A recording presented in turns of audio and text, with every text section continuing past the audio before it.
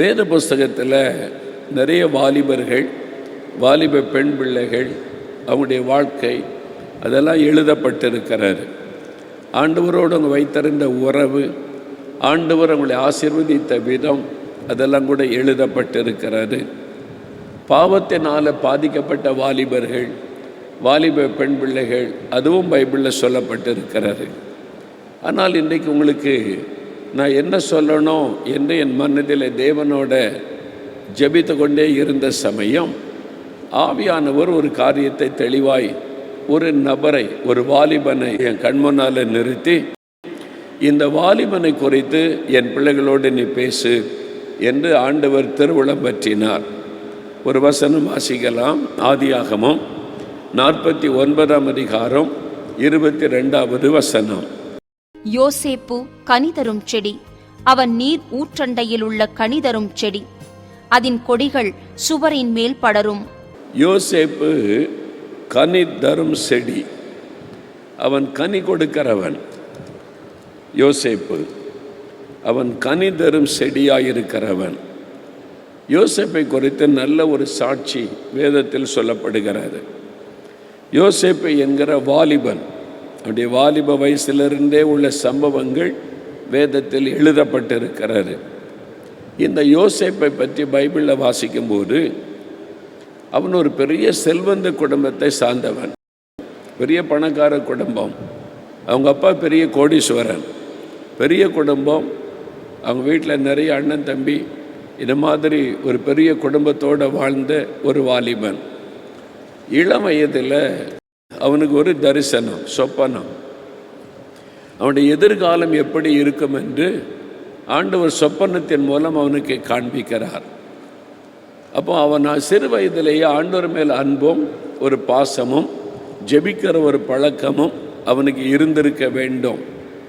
என்னால் அவருடைய தகப்பனார் அப்படிப்பட்டவர், ஜெபிக்கிறவர், ஜெபம் பண்ணி ஜெயம் எடுத்தவர். அதனால் அவனுக்கு சிறு வயதிலிருந்தே ஆண்டவரோடு கூட தகப்பனை வைத்து அந்த பழக்கம் ஏற்பட்டிருக்க வேண்டும்.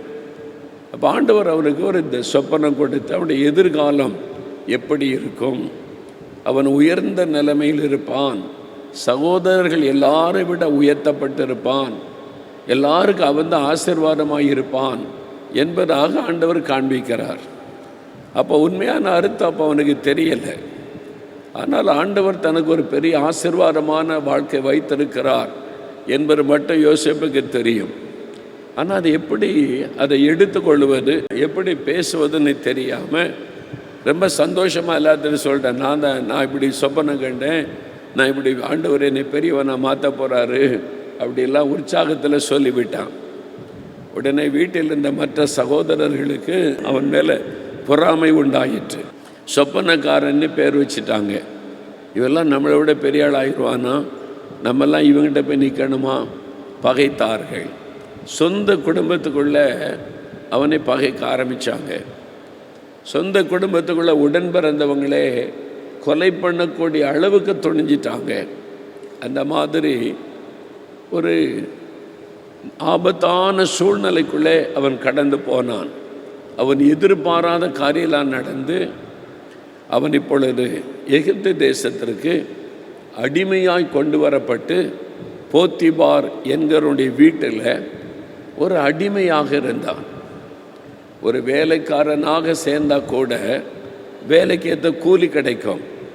அடிமைக்கு ஒரு சுதந்திரமும் கிடையாது. ஒரு அடிமையாய் ஒரு வீட்டில் வேலை செய்கிறான்.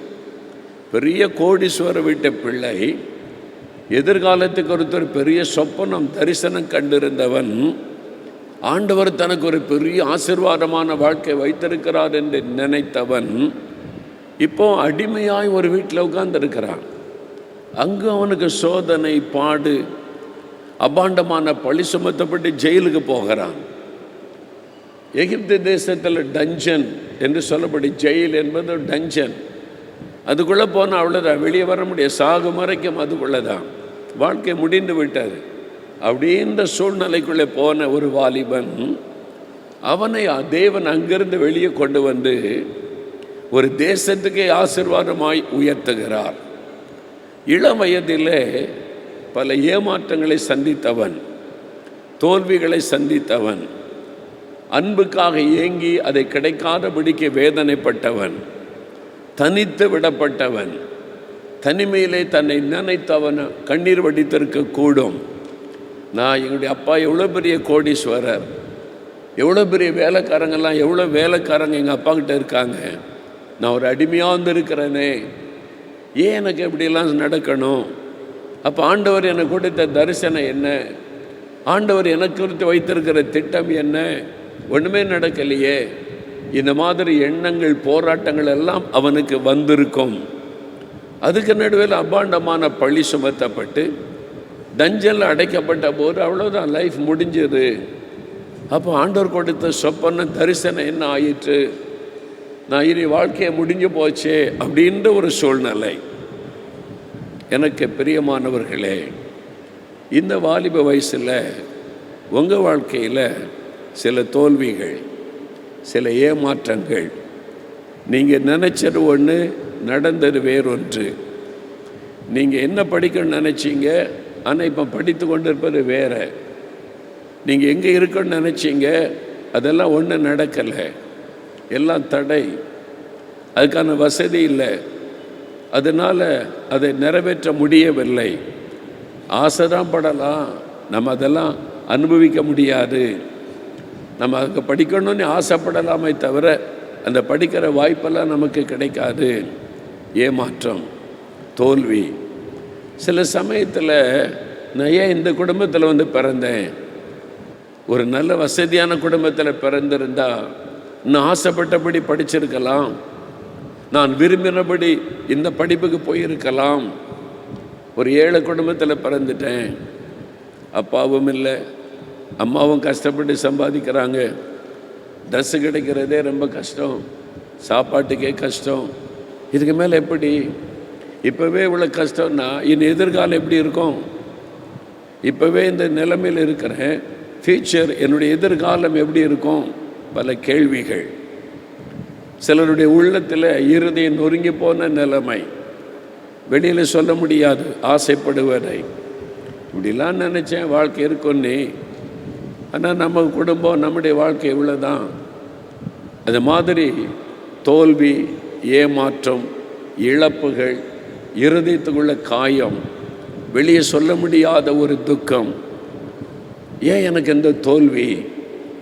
நான் ஏன் இந்த மாதிரி அவமானத்துக்கு நடுவில் இருக்கணும்? ஏன் இந்த மாதிரி ஒரு நிந்தைக்கு, அபாண்டமான பழி யோசேப்பின் மீது செலுத்தப்பட்டது, பொய்யான குற்றச்சாட்டு. என்னை திட்டிக்கிட்டே இருக்கிறாங்க, எங்கள் வீட்டில் யாருக்கும் என்னை பிடிக்கலை, என்னை குற்றம் சொல்லிக்கிட்டே இருக்கிறாங்க, என்னை ஏசிக்கிட்டே இருக்கிறாங்க. அவனை பாரு நல்லா இருக்க, நீ இப்படி இருக்க, உங்கள் அக்காவை பாரு நல்லா இருக்க, நீ இப்படி இருக்கிற. என்னை குற்றப்படுத்தி குற்றப்படுத்தி காயப்படுத்தி என்னை, நான் ஏன் இந்த உலகத்தில் பிறந்தேன்? ஏன் இந்த குடும்பத்தில் வந்து பிறக்கணும்? எனக்கு ஏன் இந்த மாதிரி ஒரு பெற்றோர்? இந்த மாதிரி பல கேள்விகள். இதெல்லாம் வெளியே சொல்ல முடியாது. உள்ளத்துக்குள்ள அந்த போராட்டம், ஏன்னா உள்ளம் காயப்பட்டு இருக்கிறது, உள்ளத்துக்குள்ள ஒரு வருத்தம் காணப்படுகிறது. இந்த மாதிரி ஒரு வேதனையோட, காயப்பட்ட ஒரு உள்ளத்தோட, தனிமையிலே கண்ணீர், அதை நினச்ச அழுகையாக வருது. யாரும் பார்க்குற மாதிரி அழ முடியாது. இரவு இரவு படுக்கையை கண்ணீரினால் நினைப்பது, தனிமையாக உட்கார்ந்து அழுவது. இந்த மாதிரி போராட்டத்துக்கு நடுவில் நீ சென்று கொண்டிருக்கிறாய் மகளே, மகனே, இந்த பாதையில் நீ போய் கொண்டிருக்கிறாய். வெளியில் ஃப்ரெண்ட்ஸோட ஜாலியாக இருக்கிற, உன் துக்கத்தை மறப்பதற்கு, உன் காயத்தை ஆற்றிக்கொள்ள வெளியில் சந்தோஷமாக இருப்பதை போல நீ நடிக்கிறாய். ஆனால் தனியாக உன் வீட்டுக்கு வரும்போது, தனியாக உன் படுக்கை அறைக்குள்ளே செல்லும்போது, தனிமையில் அந்த படுக்கையில் நீ சாயும்போது உனக்குள்ளே பல கேள்விகள், பல போராட்டங்கள், எதிர்காலத்தை குறித்த கேள்விகள் எல்லாம் முடிஞ்சது. அவ்வளோதான். வாழ்க்கையை வெறுத்து போன நிலைமை. இந்த மாதிரி ஒரு போராட்டத்தோட, காயப்பட்ட உள்ளத்தோட நீ தெய்வ சமூகத்தில் வந்து உட்கார்ந்துருக்கிற. அப்படிப்பட்ட காயப்பட்ட பல உள்ளங்களை ஆண்டவர் பார்க்கிறார். அதனால தான் ஆண்டவர் உங்கள்கிட்ட யோசேப்பை குறித்து பேசும்படி எனக்கு கட்டளையிட்டார். வெளியில் நீங்கள் ஆவில நிரம்பி துதிக்கிறீங்க, குதிக்கிறீங்க, சந்தோஷம், மகிழ்ச்சி உண்மைதான். ஆனால் தனியாக நீங்கள் தேவ சமத்து போகும்போது உங்களுடைய உள்ளம் காயப்பட்டு இருக்கிறாரு. ஜெபிக்க முடியல, கண்ணீர் தான் வருது. காயப்பட்ட உள்ளங்கள் அநேகம், பாதிக்கப்பட்ட உள்ளங்கள் அநேகம். எதிர்காலத்துக்கு ஒருத்தர் பயமும் கலக்கமும், என் எதிர்காலம் எப்படி இருக்குமோ என்ற கேள்விகள், ஏன் எனக்கு மட்டும் இப்படி நடக்கணும் என்பதான பல கேள்விகள். அதோட பலர் இங்கே உட்கார்ந்துருக்கிறீங்க. ஆண்டவருங்க மேலே ரொம்ப அன்பு வைத்திருக்கிறார். உங்களுடைய இருதயத்தின் வேதனை அவருக்கு தெரியும். நீ தனிமையாக உட்கார்ந்து வேதனைப்படுவதும் அழுவதும் அவருக்கு தெரியும். ஆனால் அந்த ஆண்டவர் காயப்பட்ட உள்ளத்தோட, பாதிக்கப்பட்ட உள்ளத்தோட, தனிமையில் கலங்கி கொண்டிருந்த யோசேப்பை குறித்து உங்களோட ஆண்டவர் பேசும்படி எனக்கு கட்டளையிட்டார். இப்போ இந்த யோசேப்புடைய வாழ்க்கை பல காயங்களை சந்தித்த ஒரு வாழ்க்கை, வேதனைகளை சந்தித்த ஒரு வாழ்க்கை. இவனுடைய வாழ்க்கையில் முடிவு எப்படி இருந்தது? தேவன் உயர்ந்த ஸ்தானத்தை கொடுத்து எகிப்துக்கே அதிகாரியாக மாற்றி, ராஜாவிற்கு அடுத்த ஸ்தானத்தில் உயர்த்தி, தேசமெங்கும் அவன் பெயர் பேசப்படுகிறது. திரள் கூட்ட மக்களுக்கு ஆசீர்வாதமாய் மாற்றுகிறார். பல தேச மக்களுக்கு ஆசீர்வாதமாய் உயர்த்துகிறார். அவன் எண்ணி பார்க்க முடியாத உயரத்திற்கு தேவன் கொண்டு போய்விட்டார். அந்த நாளில் யோசேப்பை யோசித்திருப்பான், நான் ஒரு அனாதையாய் கொண்டு வரப்பட்டேன், அபாண்டமான பழி சுமத்தப்பட்டேன், சொந்த குடும்ப சகோதரர்களே என்னை கொல்ல தீர்மானித்தாங்க, என் உள்ளம் காயப்பட்டு போனது, தனிமையாக உட்கார்ந்து அழுது இருக்கிறேன், ஒரு அனாதையாக இந்த தேசத்துக்கு வந்தேன், எனக்கென்று யாருமே இல்லை, அபாண்டமான பழி சுமத்தப்பட்டு ஜெயிலில் அடைக்கப்பட்டு இனி வாழ்க்கை முடிந்ததுன்னு நினச்சேன். இங்கிருந்து ஆண்டவர் என்னை எடுத்து கொண்டு வந்து ராஜாவுக்கு பக்கத்தில் உட்கார வச்சு இன்றைக்கி இவ்வளோ பேருக்கு ஆசீர்வாதமாய் மாற்றி இருக்கிறாரே, அதை நினைக்கும் போது ஆனந்த கண்ணீர் வடித்திருப்பார் யோசேப்பு. அதுதான் உங்களுக்கு நடக்க போகிறது. அதுதான் உங்களுக்கு நடக்க போகிறாரு. இன்றைக்கு ஏமாற்றம், இன்றைக்கு காயங்கள், இன்றைக்கு தனிமை, இன்றைக்கு கண்ணீர், இன்றைக்கு எதிர்காலத்தை குறித்த பயம். ஆனால் தேவனுடைய எதிர்காலத்தை குறித்த ஒரு பெரிய திட்டம் வைத்திருக்கிறார். இப்போ நீங்கள் ஜெயிலில் அடைக்கப்பட்ட நிலைமை, இப்போ நீங்கள் தனித்து விடப்பட்ட நிலைமை, இப்போ நீங்கள் குற்றப்படுத்தப்பட்டு காயப்படுத்தப்பட்ட நிலைமை. ஆனால் ஒரு நாள் வருகிறது, உங்களுடைய குடும்பத்துக்கே நீங்கள் தான் ஆசீர்வாதமாக இருக்க போறீங்க, உங்கள் ஊருக்கே நீங்கள் ஆசீர்வாதமாக மாற போறீங்க, நீங்கள் திரள் கூட்ட மக்களுக்கு ஆசீர்வாதமாக உயர்த்தப்பட போறீங்க. தேவன் உங்களுக்கு குறித்த ஒரு பெரிய திட்டம் வைத்திருக்கிறார். உங்களுடைய தோல்வி ஜெயமாய் மாறும், உங்களுடைய ஏமாற்றங்கள் ஆசீர்வாதமாய் மாறும், தடைகள் விலகி உங்களுக்கு வழி திறக்கப்படும். நீங்கள் நினைத்து பார்த்திராத உயரத்திற்கு தேவன் உங்களை கொண்டு செல்வார். அதுக்கு தான் ஆண்டவர் உங்களை அழைச்சிட்டு வந்தார்.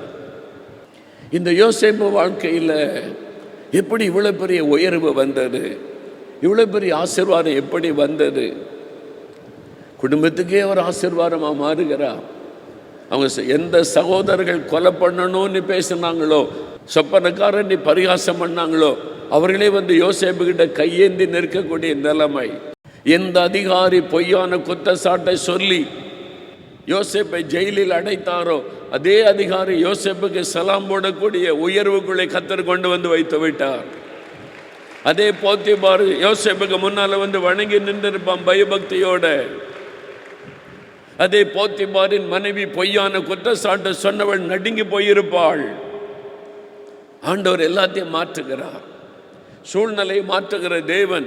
இன்றைக்கு இருக்கிற சூழ்நிலையை இயேசு மாற்ற போகிறார். மகனே, உன் தோல்விகள் ஜெயமாய் மாறும், உன் ஏமாற்றங்கள் ஆசீர்வாதமாய் மாறும், உன்னை அற்பமாய் எண்ணுகிறவர்கள் மேன்மைப்படுத்தபடி தேவன் ஆசீர்வதிக்க போகிறார். நீ தனிமையில் இன்றைக்கு அழுது கொண்டிருக்கிறாய், ஒரு நாள் ஆனந்த கண்ணீரோடு ஆண்டவரை துதிப்பாய். அதுக்கு தான் ஆண்டவர் உன்னை தெரிந்து கொண்டிருக்கிறார். யோசேப்புடைய வாழ்க்கையில் எப்படி இவ்வளவு பெரிய ஆசீர்வாதம் உண்டானது? அதுக்கு என்ன ரகசியம்? ஆதியாகமம் 39ஆம் அதிகாரம் 2-3 வசனங்களை வாசிக்க கேட்போம். கர்த்தர் யோசேப்போடே இருந்தார். அவன் காரிய சித்தியுள்ளவனானான். அவன் எகிப்தியனாகிய தன் எஜமானுடைய வீட்டிலே இருந்தான். கர்த்தர் அவனோடே இருக்கிறார் என்றும் அவன் செய்கிற யாவையும் கர்த்தர் வாய்க்க பண்ணுகிறார் என்றும் அவன் எஜமான் கண்டு, கர்த்தர் யோசேப்போடே கூட இருந்தார். That is the secret of his successful life. அவனுடைய ஆசீர்வாதமான வாழ்க்கையின் ரகசியம் என்ன? The Lord was with Joseph. கர்த்தர் யோசேப்போடு கூட இருந்தார். கர்த்தர் யோசேப்போடு கூட இருந்தார். கர்த்தர் யோசேப்போடு கூட இருந்தார். அதுதான் ரகசியம். அவனை சகோதரர்கள் பகைத்து குழியிலே தூக்கப்பட்ட பொழுதும் யோசேப்போடு கர்த்தர் இருந்தார். அவனை அந்நிய தேசத்துக்கு 20 வெள்ளி காசுக்கு விற்று அடிமையாய் அனுப்பப்பட்ட போதும் கர்த்தர் யோசேப்போடு கூட இருந்தார். போத்திபார் வீட்டில் ஒரு அடிமையாய் வேலை செய்து கொண்டிருந்த போதும் கர்த்தர் யோசேப்போடு கூட இருந்தார். அவன் மீது ஒரு அபாண்டமான பழி சுமத்தப்பட்டு சிறைச்சாலையிலே தள்ளப்பட்ட போதும் அந்த சிறைச்சாலைக்குள்ளே கர்த்தர் அவனோட கூட இருந்தார். தேசத்தில் உயர்த்தப்பட்ட போதும் கர்த்தர் அவனோட இருந்தார். கர்த்தர் அவனோடு இருந்தார். இதான் ரகசியம். உங்க கூட இயேசு இருந்தா போதும். உங்க கூட இயேசு இருந்தா போதும். இயேசு உங்க கூட இருந்தா போதும். உங்க வாழ்க்கை இந்த துக்கம் சந்தோஷமாய் மாறும். இந்த ஏமாற்றங்கள் நன்மையாய் மாறும். உங்களுடைய வாழ்க்கையில் ஆசீர்வாதமான மாற்றங்கள் உண்டாகும். கர்த்தர் இந்த யோசேப்போடு கூட எப்படி இருந்தார்? ஆண்டவர் யோசேப்போடு கூட என்னென்ன விதங்களிலே இருந்தார்? சில காரியங்களை நம்ம பார்க்கிறோம். அவர் கூட இருந்து என்ன செய்தார்? யோசேப்போடு கூட ஆண்டவர் இருந்து என்ன செய்தார்? முதலாவது, யோசேப்புக்கு ஆண்டவர் ஆறுதலாக இருந்தார். அவனுடைய உள்ளம் காயப்பட்ட உள்ளம் சிறு வயதிலேயே. ஆதியாகமம் 35:19 வாசிக்கும் போது அவன் சிறுவனாக இருக்கும் பொழுதே தாய் மரித்து விட்டார்கள். தாயினுடைய அன்பு அவனுக்கு இல்லை. தாய் சிறு பையனாக இருக்கும் போதே மரிச்சிட்டாங்க. அப்போ அவனுக்கு ஆண்டவர் தாயை போல தேற்றுகிறவராயிருந்தார். அவனுடைய தகப்பனார் தான் தாய் தகப்பனுடைய அன்பை யோசேப்புக்கு கொடுத்தார். சின்ன வயதிலே தாயை இழந்துட்டானே அப்படின்னு கொஞ்சம் அதிகமாக நேசித்தார். பல வருண அங்கிகளையெல்லாம் தைத்து கொடுத்து அவனை சந்தோஷப்படுத்தினார். இப்போ ஆதியாகமம் 39:28 அந்த தகப்பனை விட்டு பிரிக்கப்பட்டு விட்டான். தாயை இழந்துட்டான். சிறு பையனாக இருக்கும்போது, டீனேஜ் பருவம், இளம் வாலிபனாக இருக்கும்போது தகப்பனை விட்டு பிரிக்கப்பட்டு விட்டான். இப்போ தாயும் இல்லை, தகப்பனும் இல்லை. அந்நிய தேசத்தில் அடிமையாக்கப்பட்டு விட்டான். அப்போ அவன் என்ன யோசித்திருப்பான்? எங்கள் அம்மா இருந்திருந்தா. அதுதான் நிறைய பேருடைய உள்ளத்தில் வரும். என் தாய் இருந்திருந்தால், என் தாய் என் மேலே அன்பாக இருந்தா, எங்கள் அம்மா என் மேலே பாசமாக இருந்தா. சிலர் சொல்லுவாங்க, எனக்கு அப்பா அம்மா இருந்தும் நான் ஒரு அநாதை மாதிரி இருக்கிற ஐயா அப்படின்னு சொல்லுவாங்க. அங்கிள், அப்பா இருக்காங்க, அம்மா இருக்காங்க, ஆனால் நான் ஒரு அநாதை. ஏன் அப்படி சொல்கிற? எங்கள் வீட்டில் எனக்கு அன்பே கிடையாது. என்னை நேசிக்கிறவங்க எங்கள் வீட்டில் யாருமே கிடையாது. திட்டிக்கிட்டே இருப்பாங்க, ஏசிக்கிட்டே இருப்பாங்க, குறை சொல்லிக்கிட்டே இருப்பாங்க. என் உணர்வுகளை புரிந்து கொள்வதற்கு என் வீட்டில் யாரும் இல்லை. நான் இன்னது படிக்கணும்னு சொன்னால் கூட, ஆமாம் இவன் பெரிய படித்து கிழிச்சிருவா, இவன் பெருசாக படிச்சிருவான், பல பேர் தெரியாதாக்கும். டிஸ்கரேஜ் பண்ணவும், ஏமாற்றத்தை உண்டாக்கவும், குறை சொல்லவும் தான் எங்கள் வீட்டில் ஆட்கள் இருக்கிறாங்க. தாய் தகப்பன் இருந்தும் அன்பில்லை. பாதிக்கப்பட்ட உள்ளம். யோசேப்புடைய உள்ளம் காயப்பட்டு பாதிக்கப்பட்டு தாயினுடைய அன்பை இல்லை, தகப்பனை விட்டு பிரிக்கப்பட்டு விட்டான். ஒரே ஒரு வழி, கர்த்தர் தான் அவனுக்கு தாயும் தகப்பனுமாக இருந்தார். யோசேப்போடு கூட கர்த்தர் எப்படி இருந்தார்?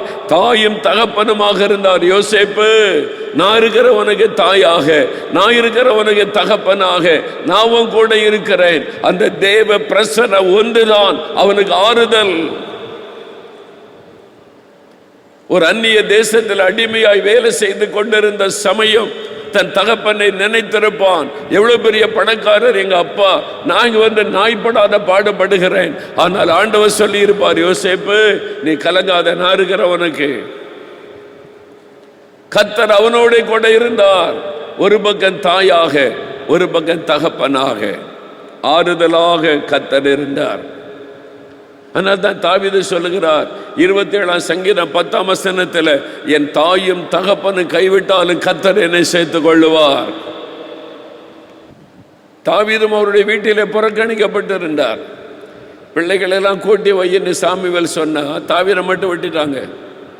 மறக்கப்பட்டவர் தாவீது குடும்பத்தாரால். அதனால தான் சொல்லுகிறார், தாயின் தகப்பனும் கைவிட்டாலும் கர்த்தர் என்னை சேர்த்துக் கொள்ளுவார். எங்க அப்பா மறந்துட்டார், எங்க அம்மா மறந்துட்டாங்க, நான் ஒரு பிள்ளை என்பதை கணக்கிலே வைக்கவில்லை. ஆனால் ஆண்டவர் என்னை மறக்காதபடி சாமுவேல் மூலமாக இன்னொரு பிள்ளையாண்டன் இருக்கிறானா, இன்னொரு மகன் இருக்கிறானா, அவன் வந்து நாடு மேய்த்து கொண்டிருக்கிறான், அவனை கொண்டு வாங்க. தேவன் அவனை நினைவுக்கோத்தில் வைத்திருந்தார். உங்க குடும்பமே உன்னை மறந்தாலும், குடும்பமே உன்னை குற்றம் சொல்லிக் கொண்டு ஏளனமாய் பேசினாலும், பரலோகத்தின் தேவன் உன் மேல நினைவாயிருக்கிறார், உன் மேல அக்கறை உள்ளவராயிருக்கிறார். யோசேப்பு அழாத, கலங்காத, நான் இருக்கிறேன், உனக்கு தாயின் தகப்பனமா எப்பவுமே கூட இருக்கிறேன். கர்த்தர் யோசேப்போட கூட இருந்தார்.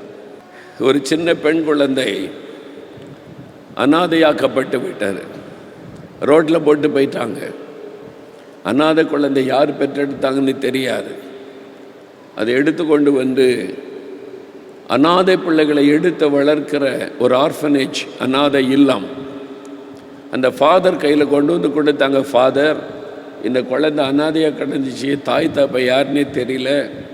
அவங்க அதை வாங்கி அதை வளர்த்தார்கள். அது மாதிரி நிறைய குழந்தைகள் அவங்க ஆர்ஃபனேஜில் இருக்குது. அங்கே தான் அங்கே இருக்கிற ஃபாதர் சிஸ்டர்ஸ் அவங்க தான் தாய் தாப்பனா கவனிச்சுக்கிட்டே வந்தாங்க. இந்த குழந்தை வளர்ந்தது. சிறு பிள்ளையாக இருக்கும் போதெல்லாம் ரொம்ப தெரியல. வாலிப வயது வந்தது. ஸ்கூலில் படிக்கிற சமயத்தில் பிள்ளைகளை விடுவதற்கு அப்பா அம்மா வருவாங்க. பேரண்ட்ஸ் டே நடந்தால் தாய் தகப்பன் வருவாங்க. அந்த பிள்ளைகள் அப்பா அம்மா கூட வரும். அதெல்லாம் பார்க்கும்போது ஒரு ஏக்கம்.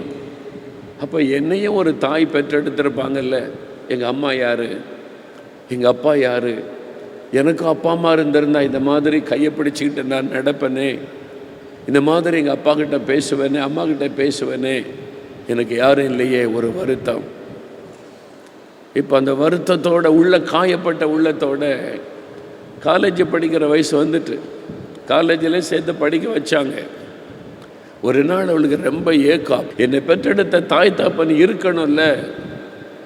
ஃபாதர்கிட்ட போய் கண்ணீர் விட்டு அழுதாள். எங்கள் அப்பா யார், எங்கள் அம்மா யார், எனக்கு பார்க்கணும். எல்லாருக்கும் அப்பா அம்மா இருக்கிறாங்க, வந்து பார்க்குறாங்க. எங்கள் அப்பா யார், எங்கள் அம்மா எங்கே இருக்காங்க? ஃபாதருக்கு என்ன பதில் சொல்லன்னு தெரியல. அழுது கொண்டு நிற்கிறாள். உங்கள் அப்பா யாருன்னு தெரியாது, அம்மா யாருன்னு தெரியாது, அனாதையாய் கையில் வந்த குழந்தை. ஃபாதர் சொன்னார், இயேசுகிட்ட போய் கேளு, எங்கள் அப்பா யார் அம்மா யாருன்னு இயேசுகிட்ட போய் கேளு, அவருக்கு தான் தெரியும். உடனே சேப்பலுக்கு ஓடினாள். அந்த கேம்பஸில் ஒரு சேப்பல் இருந்தது.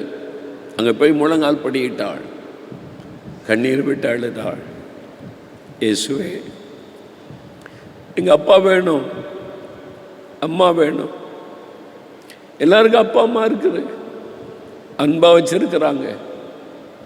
எங்கள் அப்பா யார், எங்கள் அம்மா யார், எனக்கு வேணும். சிறு பிள்ளை போல அழுதாள். வெகு நேரம் அழுதாள். அழுது கண்களின் கண்ணீர். வெகு நேரம் முழங்காலிலே கடந்து அழுது கொண்டிருந்தாள். பலம் இருக்க வரைக்கும் அழுதாள். அப்படி அமைதியாக இருக்கும்போது இயேசு அவளோடு பேச ஆரம்பித்தார். மகளே என்று கூப்பிட்டார். ஆண்டவர் தன்னோடு பேசுகிறதை அவளால் உணர முடிந்தது. இயேசு வந்து நின்றார். ஆண்டவர் சொன்னார், உங்கள் அப்பா பார்க்கணுமா, அம்மா பார்க்கணுமா? ஆமாம் ஆண்டவரே. நான் தான் உனக்கு தாயும் தகப்பனும். I am your father and mother. நான் தான் நான் உனக்கு தாயும் தகப்பனுமாய் இருக்கிறேன். இயேசு பேசினார். இயேசு அவளோடு பேசினார். அந்த காயப்பட்ட உள்ளம், அந்த காயம் நீங்கினது, அந்த ஏக்கம் மறைந்தது.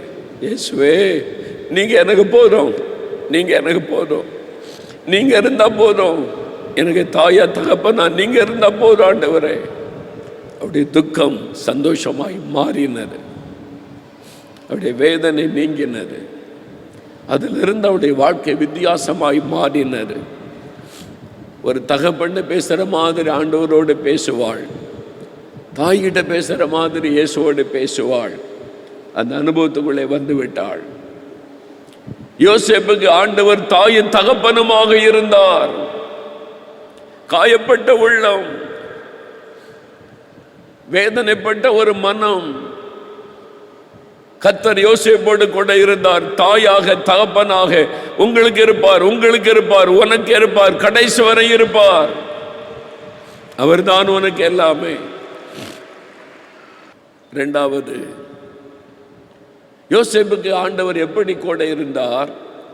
அவனுக்கு பாதுகாப்பாக இருந்தார். அவனுக்கு பாதுகாப்பாக கர்த்தர் இருந்தார். யோசேப்போடு கூட, நான் உனக்கு பாதுகாப்பாக இருக்கிறேன் தம்பி, மகனை பயப்படாத, நீ பாதுகாப்பாக இருந்தார். பயங்கரம் நிறைந்த உலகம் இது, பொறாமை நிறைந்த உலகம் இது, தீமை நிறைந்த உலகம் இது. பெண் பிள்ளைகள் வெளியே போன பகல் நேரத்தில் கூட வீட்டுக்கு பத்திரமா வருவாங்களா என்கிற ஒரு சூழ்நிலை தேசங்களுக்குள்ளே காணப்படுகிறது. ஆபத்துகள் நிறைந்த உலகம், பொல்லாத சாத்தான் தலைவிரித்து ஆடிக்கொண்டிருக்கிற நாட்கள் இது. கொடிதான காரிய சிறு பிள்ளைகள், முக்கியமாக வாலிப பெண் பிள்ளைகளுக்கு விரோதமாய் கட்டவிழ்த்து விடப்பட்டிருக்கிற காலம் இது. என்ன பாதுகாப்பு இருக்கிறது? அன்று சொல்றார், நான் இருக்கிறேன் உன்னை பாதுகாக்க, பாதுகாக்கிற தேவனாக கூட இருப்பேன். யோசேப்புக்கு ஆண்டவர் பாதுகாக்கிறார். முதலாவது, ஆபத்துக்கு விலைக்கு பாதுகாக்கிறார். அவருக்கு ஒரு ஆபத்து வருகிறது. ஆதியாகமம் 37ஆம் அதிகாரத்தில் தன் சகோதரர்களை பார்க்க இளம் வாலிபனா யோசேப்பு போகிறான். எங்க அண்ணன்மாரை பார்க்க போகிறேன், அப்பா பலகாரங்கள் கொடுத்து அனுப்பி இருக்கிறார் என்று. அவர்களோ இவனை கொன்று விட வேண்டும் என்று தீர்மானிக்கிறாங்க. சொப்பனக்காரன் வருகிறான், அவனை கொன்று விட வேண்டும். எப்படி? சொந்த சகோதரர்கள் அவனை கொலை செய்கிற எண்ணத்துக்குள்ளே வந்துட்டாங்க. ஒரு பெரிய ஆபத்து அவனை சூழ்ந்து வருகிறது, மரண ஆபத்து வருகிறது. ஆண்டவர் யோசேப்பை பாதுகாக்கிறார். ரோமன் உள்ளத்தில் ஆண்டவர் ஏவுகிறார். அண்ணன் ரோமன் பேசுற, யோசேப்பை கொல்லக்கூடாது, அவன் ரத்தம் சிந்தக்கூடாது, வேணும்னா அந்த குழியில போட்டுடலாம் அப்படின்னு மரணத்திலிருந்து தப்புவிக்கப்பட்டுகிறான். ஆண்டவர் அவனை பாதுகாக்கிறார். இவங்ககிட்ட இருந்த ஆபத்து, என்றைக்கு வேணாலும் ஒருத்தல்லாட்ட ஒருத்தன் கொலை பண்ணிடுவான், என்ன பண்ணலாம்? ஆண்டவர் அவனை எகிப்துக்கு கொண்டு போயிட்டார். அடிமையானாலும் பரவாயில்ல, உயிரோடு இருப்பான்ல, நான் பாதுகாக்கிறேன்னு சொல்லி அவனை எகிப்து தேசத்துக்கு கொண்டு போக வைத்து அங்கே தேவன் பாதுகாக்கிறார். ஜீவனை பாதுகாக்கிற தேவன் சோதனையிலே பாதுகாக்கிறார். ஒரு பெரிய சோதனை வருது. போத்திபார் வீட்டில் வந்துட்டா கொஞ்சம் நிம்மதியாக இருக்கிறான். இந்த வீடு நல்லா இருக்கு, எஜமான் தன்னை நம்புகிறான், அவன் செய்ததெல்லாம் ஆசீர்வாதமாக இருக்கிறதுனால எஜமான் அவனை மேன்மையாக வச்சு, நீ எல்லாருக்கும் லீடராக இரு யோசேப்பு, உன் கூட ஆண்டவர் இருக்கிறார், உன் கூட கர்த்தர் இருக்கிறார். அவனுக்கு தெரிஞ்சிட்டு இந்த யோசேப்பு ஒரு வித்தியாசமான கடவுளை வணங்குகிறான். எகிப்து தேசத்தின் கடவுளை வணங்க மாட்டான், அவனுக்குன்னு ஒரு கடவுள் இருக்கிறார், அவன் செய்கிறதெல்லாம் வாய்க்க பண்ணுகிறார் என்பதை போத்திபார் அறிந்து கொண்டு விட்டான். அங்கே போய் சாட்சியாக இருக்கிறான் யோசேப்பு. ஆண்டவர் அவனை ஆசீர்வதிக்கிறார் என்பதை அறிந்து கொண்டு வீட்டு காரியத்தை எல்லாம் ஒப்பு கொடுத்துட்டான். நீ பார்த்துக்க. ஆனால் அவனுடைய வீட்டுக்குள்ள சோதனை வருகிறது. போத்திபாரின் மனைவி மூலமாய் வீட்டுக்குள்ள சோதனை வருகிறது. ஆதியாகமம் 39ஆம் அதிகாரம் 6ஆம் வசனத்தில் யோசேப்பு அழகான சௌந்தரியமான வாலிபன். அவன் மீது போத்திபாரின் மனைவி தவறான ஆசை கொள்ளுகிறாள், பாவம் செய்ய அழைக்கிறாள். யோசேப்புக்கு பாவம் செய்யக்கூடிய எல்லா வாய்ப்பும் வருகிறது, சோதனை நெருங்கி வருகிறது. பாவத்தில் வீழ்த்தும்படியான சோதனையை பிசாசு கொண்டு வருகிறான். என்ன செய்வது? இதில் எப்படி தப்புவது? தேவன் அவனை பாதுகாக்கிறார். அந்த பாவத்தில் விழுந்து விடாதபடி, பாவம் செய்து விடாதபடி தேவன் அவனை பாதுகாக்கிறார். பாவத்துக்கு விலகி ஓடினான். பாதுகாக்கிற தேவன். என் ஊழியத்தின் ஆரம்ப காலம், நான் பைபிள் காலேஜில் படித்து கொண்டிருந்த காலம் சென்னையில் 40 வருஷத்துக்கு முன்னால், 45 வருஷத்துக்கு முன்னால் நடந்த ஒரு சம்பவம். திருச்சி பட்டணத்தில் ஒரு நல்ல கிறிஸ்துவ குடும்பம், ஆவிக்குரிய பிள்ளைகள். அவங்க வீட்டில் அழகான சௌந்தரியமான ஒரு மகள், நல்ல அழகான மகள், ரட்சிக்கப்பட்டு அபிஷேகம் பெற்று ஆவில நிரம்பி ஜெபிக்கிற மகள். ஸ்கூலில் அவள் ஸ்கூலில் ஃபைனல் படித்து கொண்டு, +2 அந்த மாதிரி ஃபைனல் படித்து கொண்டிருந்த மகள். ஸ்கூலுக்கு முடிச்சுட்டு வீட்டுக்கு திரும்பி வருவாள்.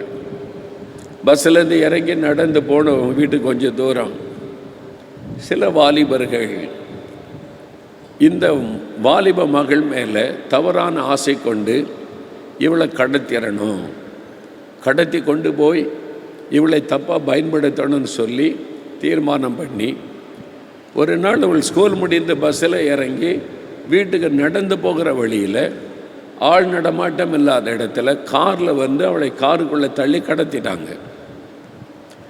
ரொம்ப தூரம் போய் ஊருக்கு வெளியில் தனியாக இருக்கிற ஒரு வீட்டில் அவளை கொண்டு போய் ரூமில் அடைச்சிட்டாங்க. இவங்க யாருன்னு தெரியல, சத்தம் எடுக்கிறாள். வெளியில் கேட்க விடாதபடி வாயெல்லாம் மூடிட்டாங்க. ஊருக்கு வெளியில் இருக்கிற தனியாக வீடு, அங்கே எல்லாம் ஜன்னல் மூடி இருக்குது, கதவு மூடி இருக்குது. அவங்க வந்து உள்ளே போட்டுட்டு, வாங்கடா போகலாம், ராத்திரி வரலாம், இரவில் வருவோன்னு சொல்லி போயிட்டாங்க. 4-5 வாலிபர்கள். அகப்பட்டு கொண்டாள். ஒரு கொடிய மிருகத்தை போன்ற சுபாவம் உள்ள வாலிபர்களிடத்தில் அகப்பட்டு கொண்டாள். இவள் சத்தம் போட முடியாது, வெளியில் கேட்காது, சுற்றில வீடுகள் இல்லை, ஜன்னல் மூடப்பட்டிருக்கு, கதவு மூடப்பட்டிருக்கு. என்ன பண்ணுறதுன்னு தெரியல. அவனுக்கு இரவில் வருவோன்னு சொல்லிட்டு போயிட்டாங்க. இந்த மகள் பயந்து நடுங்கினாள். திடீர்னு ஒரு சத்தம் கேட்டார், மகளே ஏன் பயப்படுற, நான் கூட இருக்கிறேன். You are not alone here, ஐ ஆம் வித் யூ. நான் இயேசு உன்னோடு இருக்கிறேன். நான் கூட இருக்கும்போது யார் உன்னை தொட முடியும்? நான் இருக்கிறேன் உனக்கு.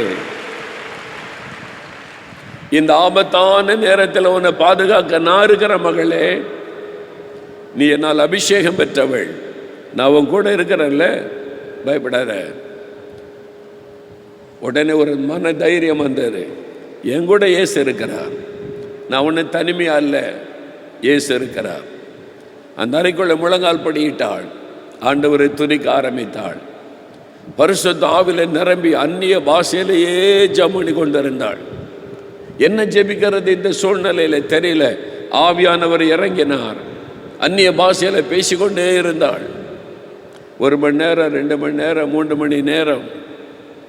இரவு நேரத்தில் அந்த வாலிபர்கள் நல்லா குடிச்சிட்டு போதையில் வீட்டு கதவை திறந்து வந்தாங்க. தவறான எண்ணத்தோட அவ இருந்த அறை கதவை திறந்தாங்க.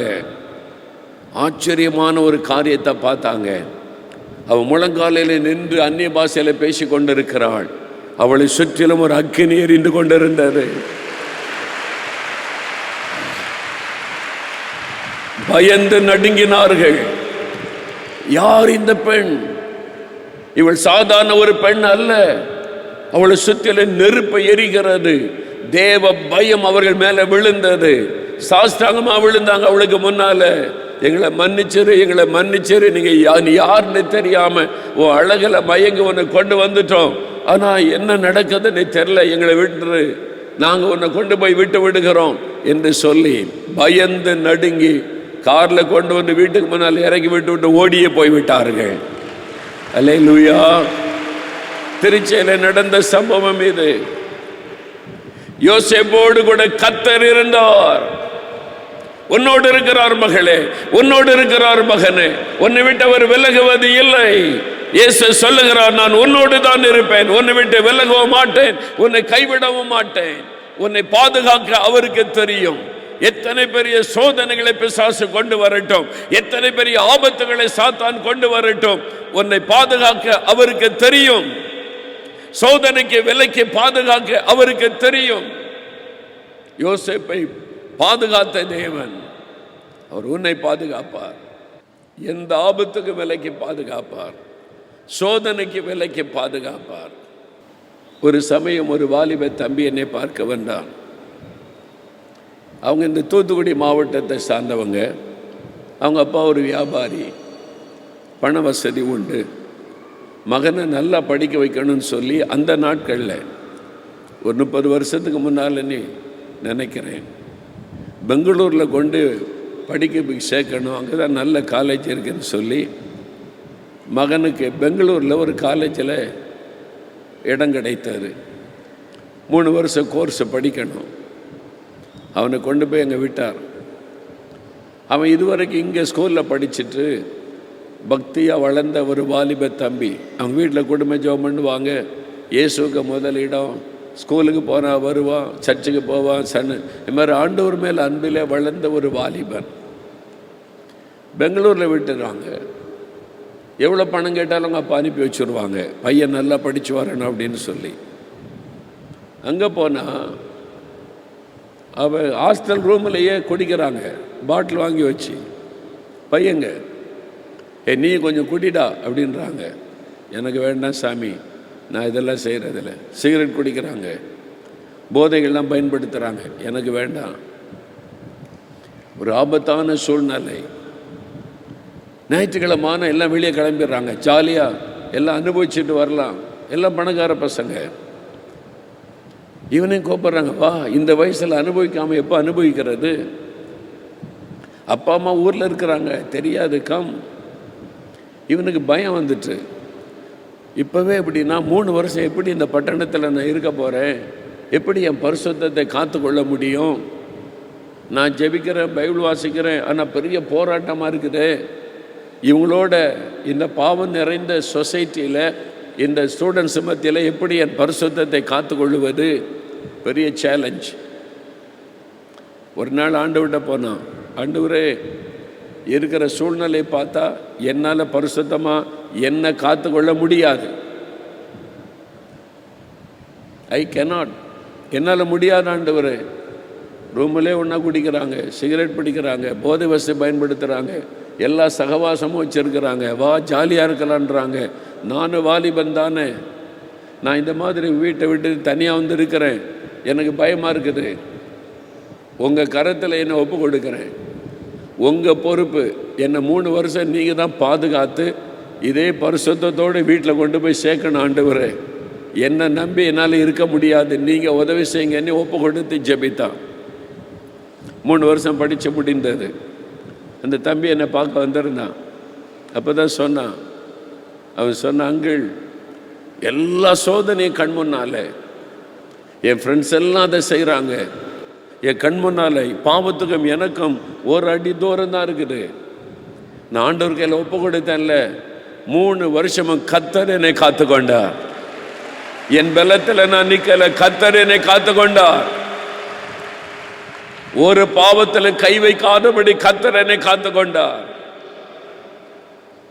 உன்னை காத்து கொள்ளுவார். உன் அவளுக்கு ஒப்பு கொடு. உன் பரிசுத்தத்துக்காக உன்னை சார்ந்து கொள்ளாத, உன்னால முடியாத ஆண்டவருக்கு தெரியும். நீர் என்னை காத்து கொள்ளுகிற தேவன். யோசேப்பை காத்து கொண்டீரே. ஒரு அனுபவம் சொல்றேன், ஏற்கனவே சொன்னது திரும்ப ஞாபகப்படுத்துகிறேன். நாங்கள் கன்னியாகுமரி மாவட்டத்தில் அந்த நாட்களில் 7 வருஷம் மாதந்தோறும் கூட்டம் நடத்துவோம். எவ்ரி மந்த் 3 நாள் கூட்டம் கன்னியாகுமரியில் ஒவ்வொரு சர்ச்சை பொறுப்படுத்து ஒரு வருஷம் முழுவதும் கூட்டம் நடத்துவோம். இங்கிருந்து ஏசுடிக்கிற டீம், நேசரத்துலேருந்து ஒரு டீம், 10-15 பேர் போவோம். ஞாயிற்றுக்கிழமை கூட்டம் முடிஞ்ச உடனே ராத்திரியே திரும்பிடுவோம். ஏன்னா சிலர் காலேஜில் வேலை பார்த்தாங்க, சிலர் மில்லில் வேலை பார்த்தாங்க, திங்கக்கிழமை வேலைக்கு போகணும். இரவோடு இரவாக ட்ராவல் பண்ணுவோம். நாங்கள் சொல்லுவோம், எங்களை நாகர்கோவில் பஸ் ஸ்டாண்டில் விட்டுருங்க, அங்கேருந்து காலையில் நேசரத்துக்கு பஸ் இருக்குது, அதில் போயிடுவோன்னு சொல்லுவோம். திருவனந்தபுரத்துலேருந்து நைட் சர்வீஸ் பஸ் வரும், அதில் ஏற்றி விட்ருவாங்க. நின்றுக்கிட்டே தான் வரணும் நாகர்கோவில் வரைக்கும். நடு ராத்திரில் பிரயாணப்பட்டு விடியற்காலம் 1 மணிக்கு போல் நாகர்கோவில் பஸ் ஸ்டாண்டு அப்போ சேருவோம். கொளத்து பஸ் ஸ்டாண்டுன்னு சொல்லுவாங்க நாகர்கோவிலில். அங்கே சேருவோம். அங்கேருந்து நேசரத்துக்கு காலையில் பஸ்ஸு கிளம்போம். அப்போ காலையில் இங்கே வந்துடலாம். 10-15 பேர் போனாங்க. 1 மணிக்கு சேர்ந்தால் காலையில் தானே பஸ்ஸு. அந்த பிளாட்ஃபார்மில் நியூஸ் பேப்பர் வாங்கி விரித்து ரெஸ்ட் எடுப்போம். என் மனைவி தான் பொருட்களுக்கு காவல். அவள் தூங்காமல் விழிச்சு இருந்தால், ஒரு ஆள் தான் பெண், நாங்கள் எல்லாம் ஆண்கள். அவள் விழிப்பாக இருந்து எல்லா பொருளையும் அவள் தான் காவல் காத்து கொண்டு இருப்பாள். காலையில் பஸ் வந்தோடனே எல்லாம் எழுப்பா, பஸ் வந்துட்டு எழுமுங்கன்னு சொல்லி ஒரு டீ குடிச்சிட்டு பஸ்ஸில் ஏறுவோம். இதான் வழக்கமாக ஒவ்வொரு மாதமும் 7 வருஷம் அந்த ஊழியம் செய்திருக்கிறோம். ஒரு சமயம் அந்த மாதிரி படுத்து காலையில் எழும்பி பஸ் வருது, வந்துட்டு ஒரு டீ குடிச்சிட்டு நிற்கலான்னு இந்த பஸ்ஸுக்கிட்ட நின்று பேசி கொண்டு இருந்தோம். விடியற் காலை நேரம். ஒரு வயசான ஐயா, தாடி வச்சிருக்கிறாரு, ஒரு முடி இங்கே வரைக்கும் இருக்குது, பார்க்க வித்தியாசமாக இருக்கிறாரு. எத்தனை பேர் வர்றாங்க போகிறாங்க, பஸ் ஸ்டாண்டு பிஸியாக இருக்குது. நாங்கள் 2 பேர் பேசி கொண்டு நின்றோம். அந்த வயசான ஐயா நின்றார். நேராக என்னை பார்த்து பேச ஆரம்பித்தார். தம்பி அப்படின்ட்டு என்கிட்ட பேச ஆரம்பித்தார். அவர் என்கிட்ட பேச ஆரம்பித்த உடனே, இது பிரதருக்கு தெரிஞ்ச ஆள் போலன்னு மற்றவங்க போயிட்டாங்க. அப்போ நான் தனியாக நின்று கேட்குறேன். அவர் என்கிட்ட பேசிக்கிட்டே இருக்கிறார். 5 நிமிஷம், 10 நிமிஷம், 15 நிமிஷம், 20 நிமிஷம். அவர் யாருன்னு எனக்கு தெரியாது, முன்ன பின்ன பார்த்ததில்லை. நீங்கள் யார், என்ன பேசணுன்னு எண்ணமே எனக்கு வர மாட்டேங்குது. அப்படியே அவர் சொல்கிறத கேட்கணும், அவ்வளோதான். அப்படியே ஒரு வல்லமை என்னை சூழ்ந்து கொண்டார். பேசிக்கிட்டே இருக்கிறார். ஊழியத்தை பற்றி, ஊழிய காரியத்தை பற்றி அப்படியே அன்பாக பேசுகிறார்.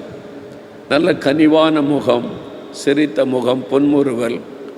அதை பார்க்க அப்படியே மனசுக்கே ஒரு சந்தோஷமாக இருக்குது. கடைசியில் பஸ்ஸில் ஏறிட்டாங்க. பஸ்ஸை புறப்பட போகுது.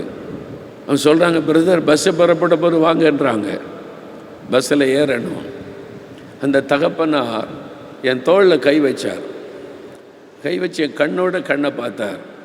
பார்த்துட்டு, தம்பி, இந்த வாலிப நாட்களில் கர்த்தர் உங்களை ஊழியத்துக்காய் தெரிந்து கொண்டார். யோசேப்பை காத்து கொண்ட கர்த்தர் உங்களையும் காத்து கொள்ளுவார். அப்படி சொல்லிட்டு போய்கொண்டே இருந்தார். அவ்வளோதான், சொல்லிட்டு போய்கொண்டே இருந்தார். அவர் யாருன்னு இதுவரைக்கும் எனக்கு தெரியாது. அவர் பேர் என்ன, எங்கேருந்து வந்தார் தெரியாது.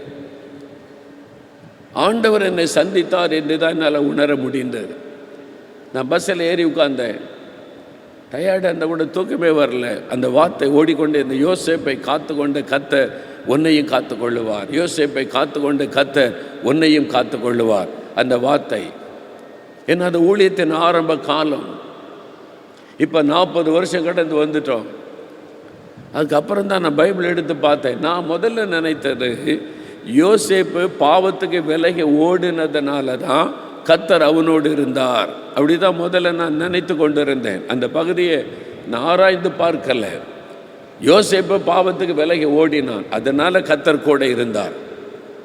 ஆனால் வசனம் சொல்லுகிறது, 39 அதிகாரம் 1 வசனத்திலேயே கர்த்தர் யோசேப்போடு கூட இருந்தார்.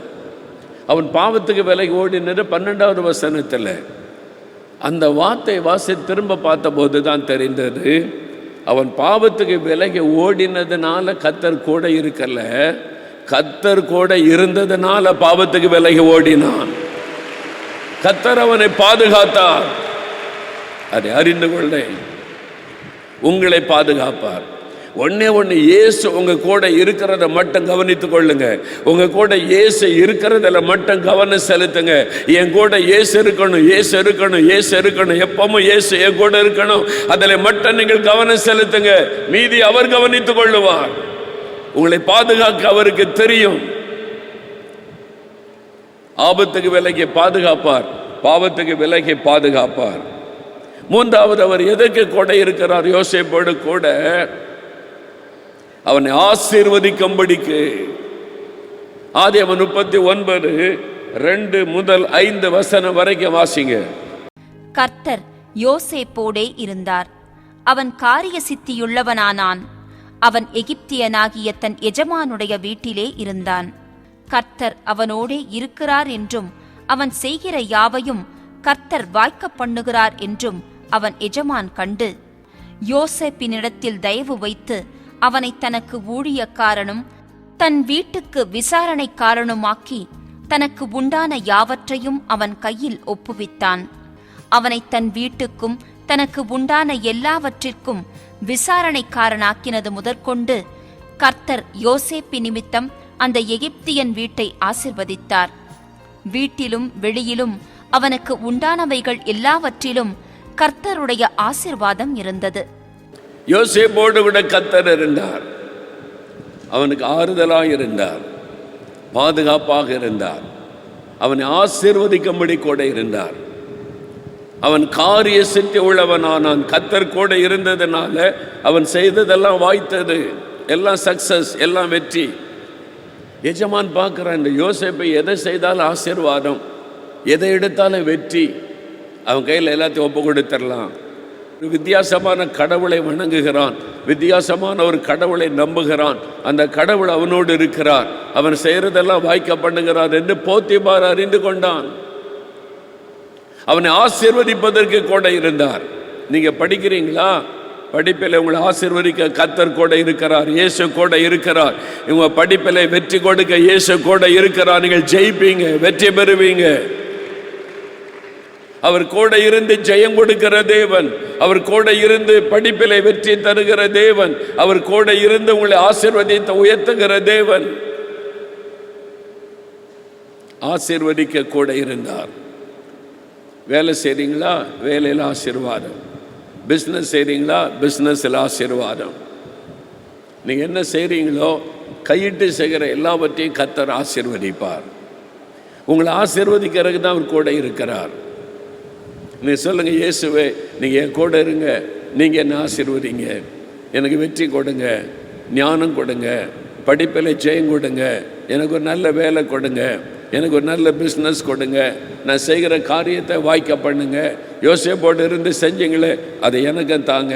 நீங்கள் ஜெபித்து பாருங்கள், கர்த்தர் அப்படியே செய்வார். நீங்கள் ஜெயிக்க போகிறீங்க, நீங்கள் உயர்த்தப்பட போகிறீங்க, நீங்கள் செய்கிறதெல்லாம் வாய்க்க போகிறாரு. நீங்கள் என்ன செய்தாலும் அதில் ஆசீர்வாதம் உண்டாயிருக்கும். என்னால் இயேசு உங்களோடு கூட இருக்கிறார், உங்களை ஆசீர்வதிக்கிறதுக்கு தான் கூட இருக்கிறார். போத்திபார் வீட்டில் எல்லாம் ஆசீர்வாதம். அவன் மேலே அபாண்டமான பழி சுமத்தி ஜெயிலுக்கு அனுப்பிட்டாங்க. யோசேப்பை ஜெயிலுக்கு அனுப்பிட்டாங்களா? சிறைச்சாலையில் என்ன நடக்கு பாருங்க. 39 அதிகாரம் 21வது வசனம். கர்த்தரோ யோசேப்போடே இருந்து அவன் மேல் கிருபை வைத்து சிறைச்சாலை தலைவனுடைய தயவு அவனுக்கு கிடைக்கும்படி செய்தார்.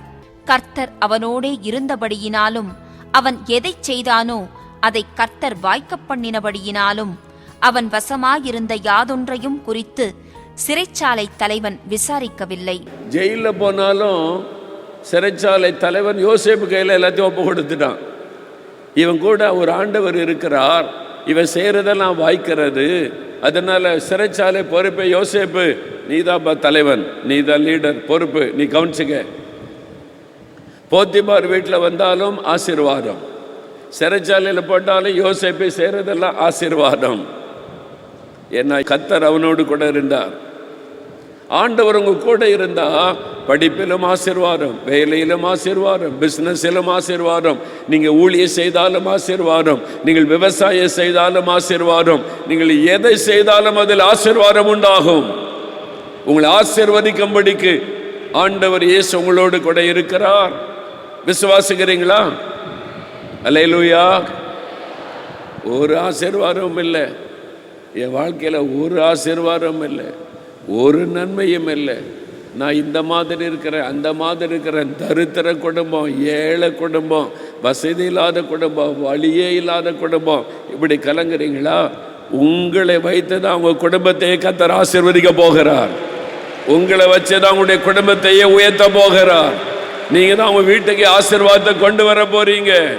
நீங்க செய்வதெல்லாத்தையும் கர்த்தர் ஆசீர்வதிக்க போகிறார்.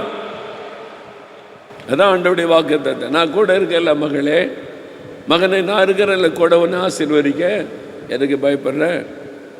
பயப்படாத, நான் இருக்கிற ஒன்று ஆசீர்வதிக்க. கர்த்தர் உங்களோடு இருக்கிறார், உங்களை ஆசீர்வதிப்பார். கடைசியாக நான்காவது ஒரு காரியம், தேவன் அவனை உயர்ந்த ஸ்தானத்துக்கு கொண்டு போனார். வீட்டில் ஆசீர்வதிக்கிறார், சிறைச்சாலையில் ஆசீர்வதிக்கிறார். இப்போ தேசத்தை ஆசீர்வதிக்கிறவனாக உயர்த்துகிறார், தேசத்துக்கே ஆசீர்வாதமாய் மாற்றுகிறார். எப்படி? ஆதியாகமம் 41 அதிகாரம் 41 43 வரை வாசிங்க.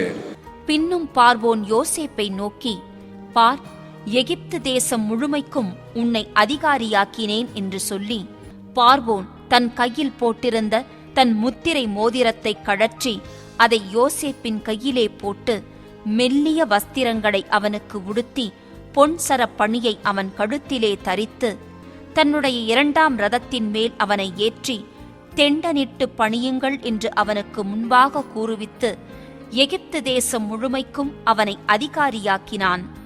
எகிப்து தேசம் முழுமைக்கும் அதிகாரி. அடிமையாய் கொண்டு வரப்பட்டான் யோசேப்பு. ஒரு வீட்டில் அடிமையாய் வேலை செய்கிறான்.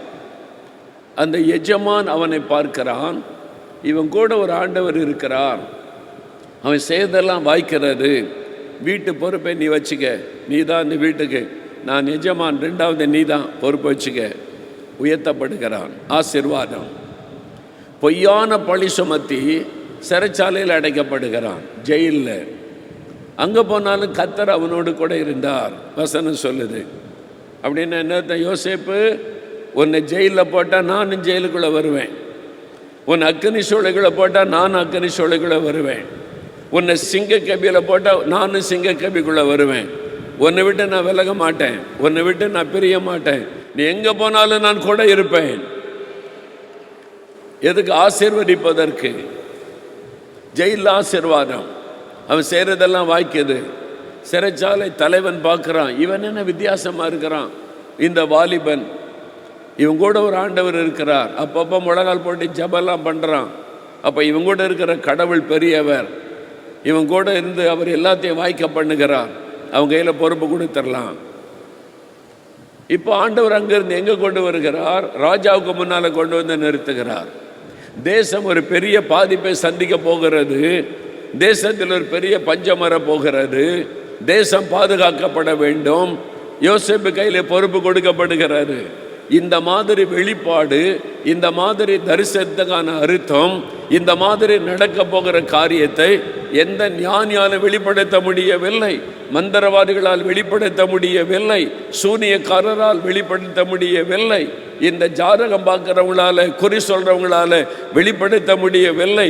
யோசேப்பு, உனக்குள்ள ஒரு விசேஷமான ஆண்டவர் இருக்கிறார், நீ தான் இதை வெளிப்படுத்துகிறாய், நீயே செய், பொறுப்பு.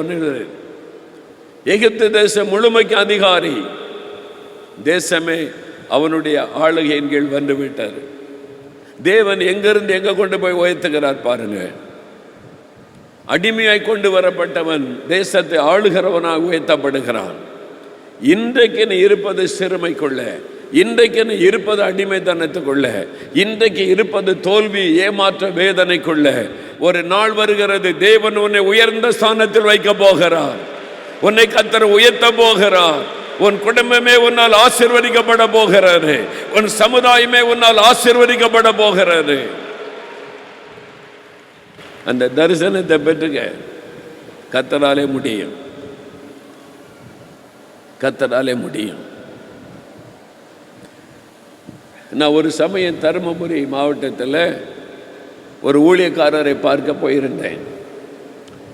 அந்த ஊழியக்காரரோடு பேசி கொண்டு இருக்கும்போது திடீரென்று போலீஸ் ஜீப் வந்தது. அவங்க வந்து, என்னடா திடீர்னு இந்த கேம்பஸுக்குள்ளே போலீஸ் ஜீப் வருதுன்னு பார்த்தா, இங்கே மோகலாசஸ்னா யாருன்னு என்ன தேடுறாங்க. நாம் என்ன ஏதோ தப்புண்டமா, போலீஸ் நம்மளை தேடி வந்திருக்கேன்னு சொல்லி என்ன விஷயம் அப்படின்னு கேட்டால், நாங்கள் கலெக்டர் அம்மா வீட்டிலேருந்து வர்றோம். கலெக்டர், மாவட்ட ஆட்சியர் அவங்க வீட்டிலேருந்து வருகிறோம். அவர் இங்கே வந்திருக்கிறாருன்னு கேள்விப்பட்டு அவரை கூட்டிகிட்டு வர சொன்னாங்க. கலெக்டர் அம்மா உங்களுக்கு கூட்டிகிட்டு வர சொன்னாங்கன்னாங்க. எந்த கலெக்டரையும் நமக்கு தெரியாத, எதுக்கு கூட்டிகிட்டு வர சொன்னாங்க? நம்ம மேலே ஏதாவது கேஸ் வந்திருக்குதா? அதுவும் வேறு மாவட்டம். சரி, நாங்கள் வருகிறோம், நீங்கள் போங்கன்னு சொல்லி அந்த ஊழியக்காரர் என்னை அழைத்து கொண்டு போனார். அவங்க சொன்னாங்க, இல்லை எங்கள் கூட தான் வரணும், நாங்கள் முன்னால் போகிறோன்னு எங்களை கூட்டிகிட்டு போகிறாங்க. கலெக்டர் பங்களாக்குள்ளே கார் போனது போய் நிறுத்தோன்னா, ஒரு லேடி, அவங்க கலெக்டர் லேடி அம்மா, அவங்க இன்னும் திருமணமாகாத ஒரு வாலிப மகள், எளிமையாக இருக்கிறாங்க. ரொம்ப அன்பாக என்னை வரவேற்றாங்க. அவங்களுடைய பெற்றோர், அவங்களும் எளிய பெற்றோர், கிராமத்தில் இருந்த மாதிரி தெரியுது. எங்களை உட்கார வச்சு ரொம்ப பேசினாங்க. பிரதர், உங்களை எனக்கு தெரியும் அப்படின்னு சொல்லி, அவங்க இயேசுவை விசுவாசிக்கிறவங்க, அதனால் இந்த செய்தி கேட்டு ஜெபிக்கணும் அப்படின்னு என்னை கூப்பிட்ருக்காங்க. நான் போனபோது கொஞ்சம் பேசி கொண்டு இருந்தோம். அப்போ நான் கேட்டேன், நீங்கள் எப்படி கலெக்டர் ஆனீங்க அப்படின்னு கேட்டேன். என்ன ஐஏஎஸ் படித்து கலெக்டர் ஆகிறது சாதாரண விஷயம் இல்லை. அப்போ அவங்க சொன்னாங்க, இதே மாவட்டம்தான், எனக்கு மாவட்டத்தில் ஒரு கிராமம், சின்ன கிராமத்தை சார்ந்தவள். நான் ஸ்கூலில் படிக்கும்போது நான் கேள்விப்பட்டேன், உயர்ந்த பதவி ஒரு மாவட்டத்தில் உயர்ந்த பதவினா கலெக்டர். இதனால் நீ என்ன பெரிய கலெக்டரா, நீ செஞ்சிட முடியுமா, இல்லை பேசுவாங்களா? அப்போ இந்த கலெக்டர்னால் யாருன்னு விசாரித்தேன். கலெக்டர் நினச்சா என்ன வேணாலும் மக்களுக்கு நன்மை செய்யலாம், அவங்களுக்கு அந்த அதிகாரம் இருக்குன்னு சொன்னதுனால நான் போய் ஏசப்பாட்ட ஜெபம் பண்ணேன். சின்ன ஸ்கூலில் படிக்கும்போது, இயேசுவே என்னை கலெக்டர் ஆக்கி இதே மாவட்டத்துக்கு என்னை கொண்டு வாங்க, என் மக்களுக்கெல்லாம் நான் நன்மை செய்யணும். எப்படி ஒரு இருதயம் பார்த்தீங்களா? பெருமைக்கு இல்லை. இன்றைக்கி சிலர் பெருமைக்கு படிக்கிறாங்க, கலெக்டர் ஆகிடணும் அப்படின்னு. அவங்க சின்ன வயசில் ஸ்கூலில் படிக்கும்போது, நான் கலெக்டர் ஆகி இதே மாவட்டத்துக்கு என்னை கொண்டு வாங்க, நான் ஜனங்களுக்கு நன்மை செய்யணும் அப்படின்னு ஜெபம் பண்ணாங்களாம் சின்ன வயசில். தேவன் அந்த ஜெபத்தை கேட்டார். சுயநலமில்லாத ஒரு ஜெபம், பெருமைக்கு இடம் கொடுக்காத ஒரு ஜெபம், தேவன் அதுக்கு தான் பதில் தருவார். ஆண்டவர் பாருங்க, சாதாரண ஸ்கூலில் படித்த அவங்கள, பெரிய கான்வென்ட்லலாம் படிக்கலை, சாதாரண ஸ்கூலில் படித்த அவங்கள கர்த்தர் ஜெபத்தை கேட்டு ஆசீர்வதித்து உயர்த்தி கலெக்டர் ஆகிட்டார். அவங்க சொன்னாங்க, கலெக்டர் ஆகி இதே மாவட்டத்துக்கு என்ன போஸ்ட் பண்ணியிருக்கிறாங்க. அல்லேலூயா. இருக்கிற இந்த நாட்களை என் மாவட்ட மக்களுக்கு என்னென்ன நன்மை செய்யணுமோ அதை செய்து கொண்டு இருக்கிறேன். ரொம்ப நாள்லாம் ஒரே மாவட்டத்தில் வைக்க மாட்டாங்க, அதுக்குள்ளே எல்லாம் செஞ்சிடணும் வேகமானு சொல்லி சாட்சியாக சொன்னாங்க. அப்போ சின்ன வயசுலேயே ஒரு தரிசனம். சாதாரண குடும்பத்தை சார்ந்தவங்க, ஏழை குடும்பம், சாதாரண ஸ்கூலில் படிக்கிறாங்க. இவங்கெல்லாம் கலெக்டர் ஆக முடியுமா? கர்த்தராலே ஆக்க முடியும். கர்த்தர் நினைச்சு ஆக்க முடியும். உன்னை கலெக்டராய் மாற்ற அவராலே முடியும். உன்னை ஒரு பெரிய அதிகாரியாய் மாற்ற அவராலே முடியும். நீ உண்மையை ஒப்பு கொடுக்கணும். சுயநலமில்லாத ஒரு வாழ்க்கைக்கு ஒப்பு கொடுக்கணும்.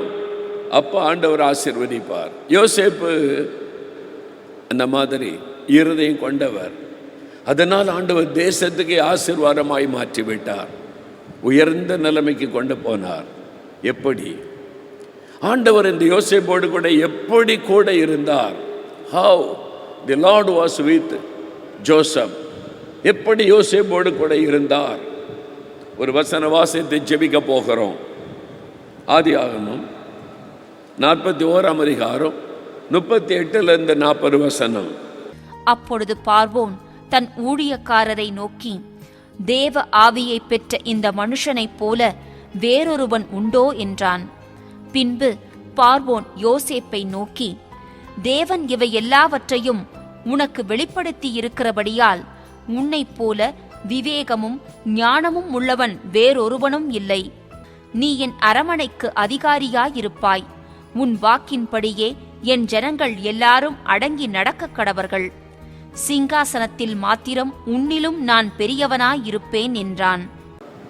தேவ ஆவியை பெற்ற இவனை போல வேறு ஒருவன் உண்டோ? யோசேப்போடு கூட கர்த்தர் எப்படி இருந்தார்? தேவ ஆவியானவராக கூட இருந்தார்.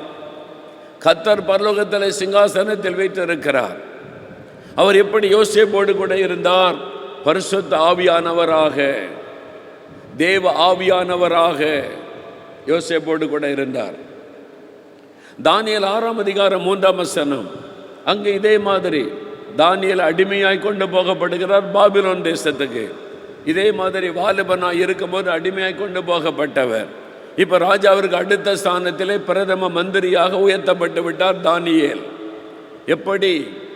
தானியேல் 6ஆம் அதிகாரம் 3ஆம் வசனம் சொல்லுகிறது, தானியேலுக்குள் விசேஷித்த ஆவி இருந்தது.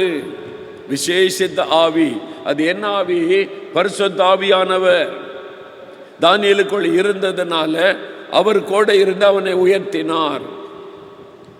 1 சாமுவேல் 16:13 தாவீது இளம் வாலிபனாக ஆடு மேய்த்து கொண்ட வாலிபன், வாழ் பிடிச்சு யுத்தம் பண்ண தெரியாது, யுத்த வீரர்கள் போடுகிற ட்ரெஸ் போட்டு நடக்க தெரியாது.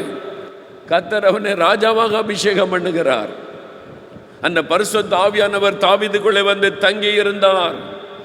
ஆவியானவர் அவனை யுத்த புருஷனாய் மாற்றுகிறார், யுத்தத்துக்கு பழக்க வைக்கிறார். கோலியாத்துக்கு முன்னாலே தாவீது நின்ற போது அவனுக்கு வாள் பிடித்து சண்டை போட தெரியாது, அவனுக்கு யுத்தம் பண்ண தெரியாது. அவன் வந்து கல்லை வச்சு அடிக்க தெரியும், அவ்வளவுதான், கவன் கல்லை வைத்து. ஆனால் அதன் பிறகு என் கைகளை யுத்தத்திற்கும் என் விரல்களை போருக்கும் பழக்க வைத்த தேவன் என்று சொல்லுகிறார். ஆவியானவர் அவரை பழக்க வைத்தார். தாவீது ஒரு இடத்திலும் தோல்வி அடையவில்லை. அவன் யுத்தத்துக்கு போன எல்லா இடத்திலும் வெற்றிகளை கொடுத்தார். ஜெயம் கொடுக்கிற தேவனாய் ஆவியானவர் கூட இருந்தார். அதே ஆவியானவர் உங்களோடு கூட இருப்பார். தாவீதோடு இருந்த ஆவியானவர், அந்த யோசேப்போடு கூட இருந்த ஆவியானவர், தானியேலோடு கூட இருந்த ஆவியானவர் உங்களோடு கூட இருப்பார்.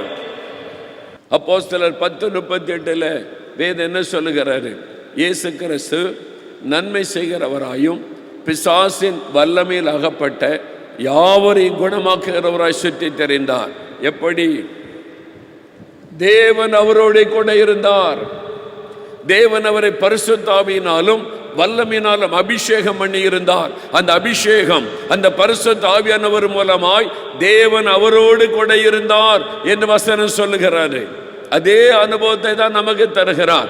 தேவன் தன்னுடைய பரிசுத்த ஆவியினால் நிரப்பி, நான் உன் கூட இருக்கிற மகனே, நான் உன் கூட இருக்கிற மகளே, இயேசுவோடு இருந்ததை போல உன் கூட இருக்கிறேன், தானியேலோடு இருந்ததை போல உன்னோடு இருக்கிறேன், யோசேப்போடு இருந்ததை போல உன்னோடு இருக்கிறேன், பயப்படாத. பரிசுத்த ஆவியானவராக அவர் நம்மோடு இருக்கிறார். அதனால்தான் பரிசுத்த ஆவியானவராக நமக்குள் வந்து வாசம் பண்ண அவருக்கு இடம் கொடுக்கணும், அவரை காத்து கொள்ளணும். பரிசுத்த ஆவியானவர் துக்கப்படுத்தாதபடி அனுதினமும் பரிசுத்த ஆவியிலே நிரம்பி ஜெபிக்கணும். தினமும் காலையில் எழுந்தவுடனே ஆவியானவருக்கு இடம் கொடுத்து பரிசுத்த ஆவிக்குள்ளே நிரம்பி ஜெபிக்க எப்பொழுதும் இயேசு உங்க கூடவே இருக்கிறதை எங்களுக்கு உணர முடியும். படிக்கும் போதும் கூட இருப்பார், எக்ஸாம் எழுத போனாலும் கூட இருப்பார், ஃப்ரெண்ட்ஸோட விளையாட போனாலும் கூட இருப்பார், நீங்கள் கடைக்கு போனாலும் கூட இருப்பார், எங்கும் இயேசு கூடவே இருப்பார். அந்த பரிசுத்த ஆவியானுடைய பிரசன்னம் உங்கள் கூட எப்பொழுது இயேசு இருப்பதை உணர செய்து கொண்டே இருக்கும். அதுதான் மகிமையான ஆசீர்வாதமான ஒரு வாழ்க்கை. அதை தாண்ட சொல்கிறார், என் மகனே, என் மகளே, சொந்து போகாத, பயப்படாத, நான் இருக்கிற உனக்கு. யோசேப்போடு இருந்ததை போல உன்னோடும் இருப்பேன், உனக்கு ஆறுதலாக இருப்பேன், உனக்கு பாதுகாப்பாக இருப்பேன், உன்னை ஆசீர்வதிப்பேன், உன்னை உயர்த்துவேன் என்று ஆண்டவர் சொல்லுகிறார். எல்லாரும் எழுந்து நிற்போம், எல்லாரும் எழுந்து நிற்போம். நான் யோசேப்போடு கூட இருந்ததை போல உன் கூட இருப்பேன். என் மகனே, என் மகளே, காயப்பட்ட உள்ளத்தோட, வேதனைப்பட்ட உள்ளத்தோட, வெளியே சொல்ல முடியாத வேதனைகளை உள்ளத்தில் வைத்துக்கொண்டு தனிமையில் அழுது கொண்டிருக்கிறாய், தனிமையில் கண்ணீர் வடிக்கிறாய், வெளியிலே அழ முடியாமல் உள்ளத்துக்குள்ளே அழுது கொண்டிருக்கிறாய். எனக்கு ஏன் இப்படி, எனக்கு மட்டும் ஏன் இப்படி, ஏன் இந்த மாதிரி வாழ்க்கை, இன்றைக்கு தோல்வி, இன்றைக்கு ஏமாற்றம், இன்றைக்கு அவமானம், இன்றைக்கு மற்றவர்களால் கை நீட்டி குற்றம் சொல்லப்படுகிற நிலைமை, உள்ளமுடைந்து உன்னை குறித்தே வேதனைப்பட்டு நான் ஏன் பிறந்தேன், ஆண்டவர் ஏன் என்னை உண்டாக்கினார், இந்த குடும்பத்தில் நான் ஏன் பிறக்கணும் அப்படிலாம் நினைத்து வேதனைப்படுகிறியா? இயேசு சொல்லுகிறார், என் மகனே, நீ சூழ்நிலை பார்க்காத, நான் இருக்கிற உனக்கு. என் மகளே, நான் இருக்கிற உனக்கு. உன்னுடைய கண்களை மூடி ஆண்டவருடைய பிரசன்னத்தை உணருங்க. உன்னுடைய கண்களை மூடி இயேசுவை கண் முன்னால் நிறுத்துங்க. அவர் உங்களை சந்திக்க வந்திருக்கிறார். நான் உனக்கு தாயின் தகப்பனுமாய் இருப்பேன், உனக்கு நல்ல சிநேகிதனாக நான் இருப்பேன், உனக்கு ஒரு மூத்த சகோதரனாய் நான் இருப்பேன். நான் உன்னை விட்டு விலகவும் மாட்டேன், உன்னை நான் கைவிடவும் மாட்டேன்.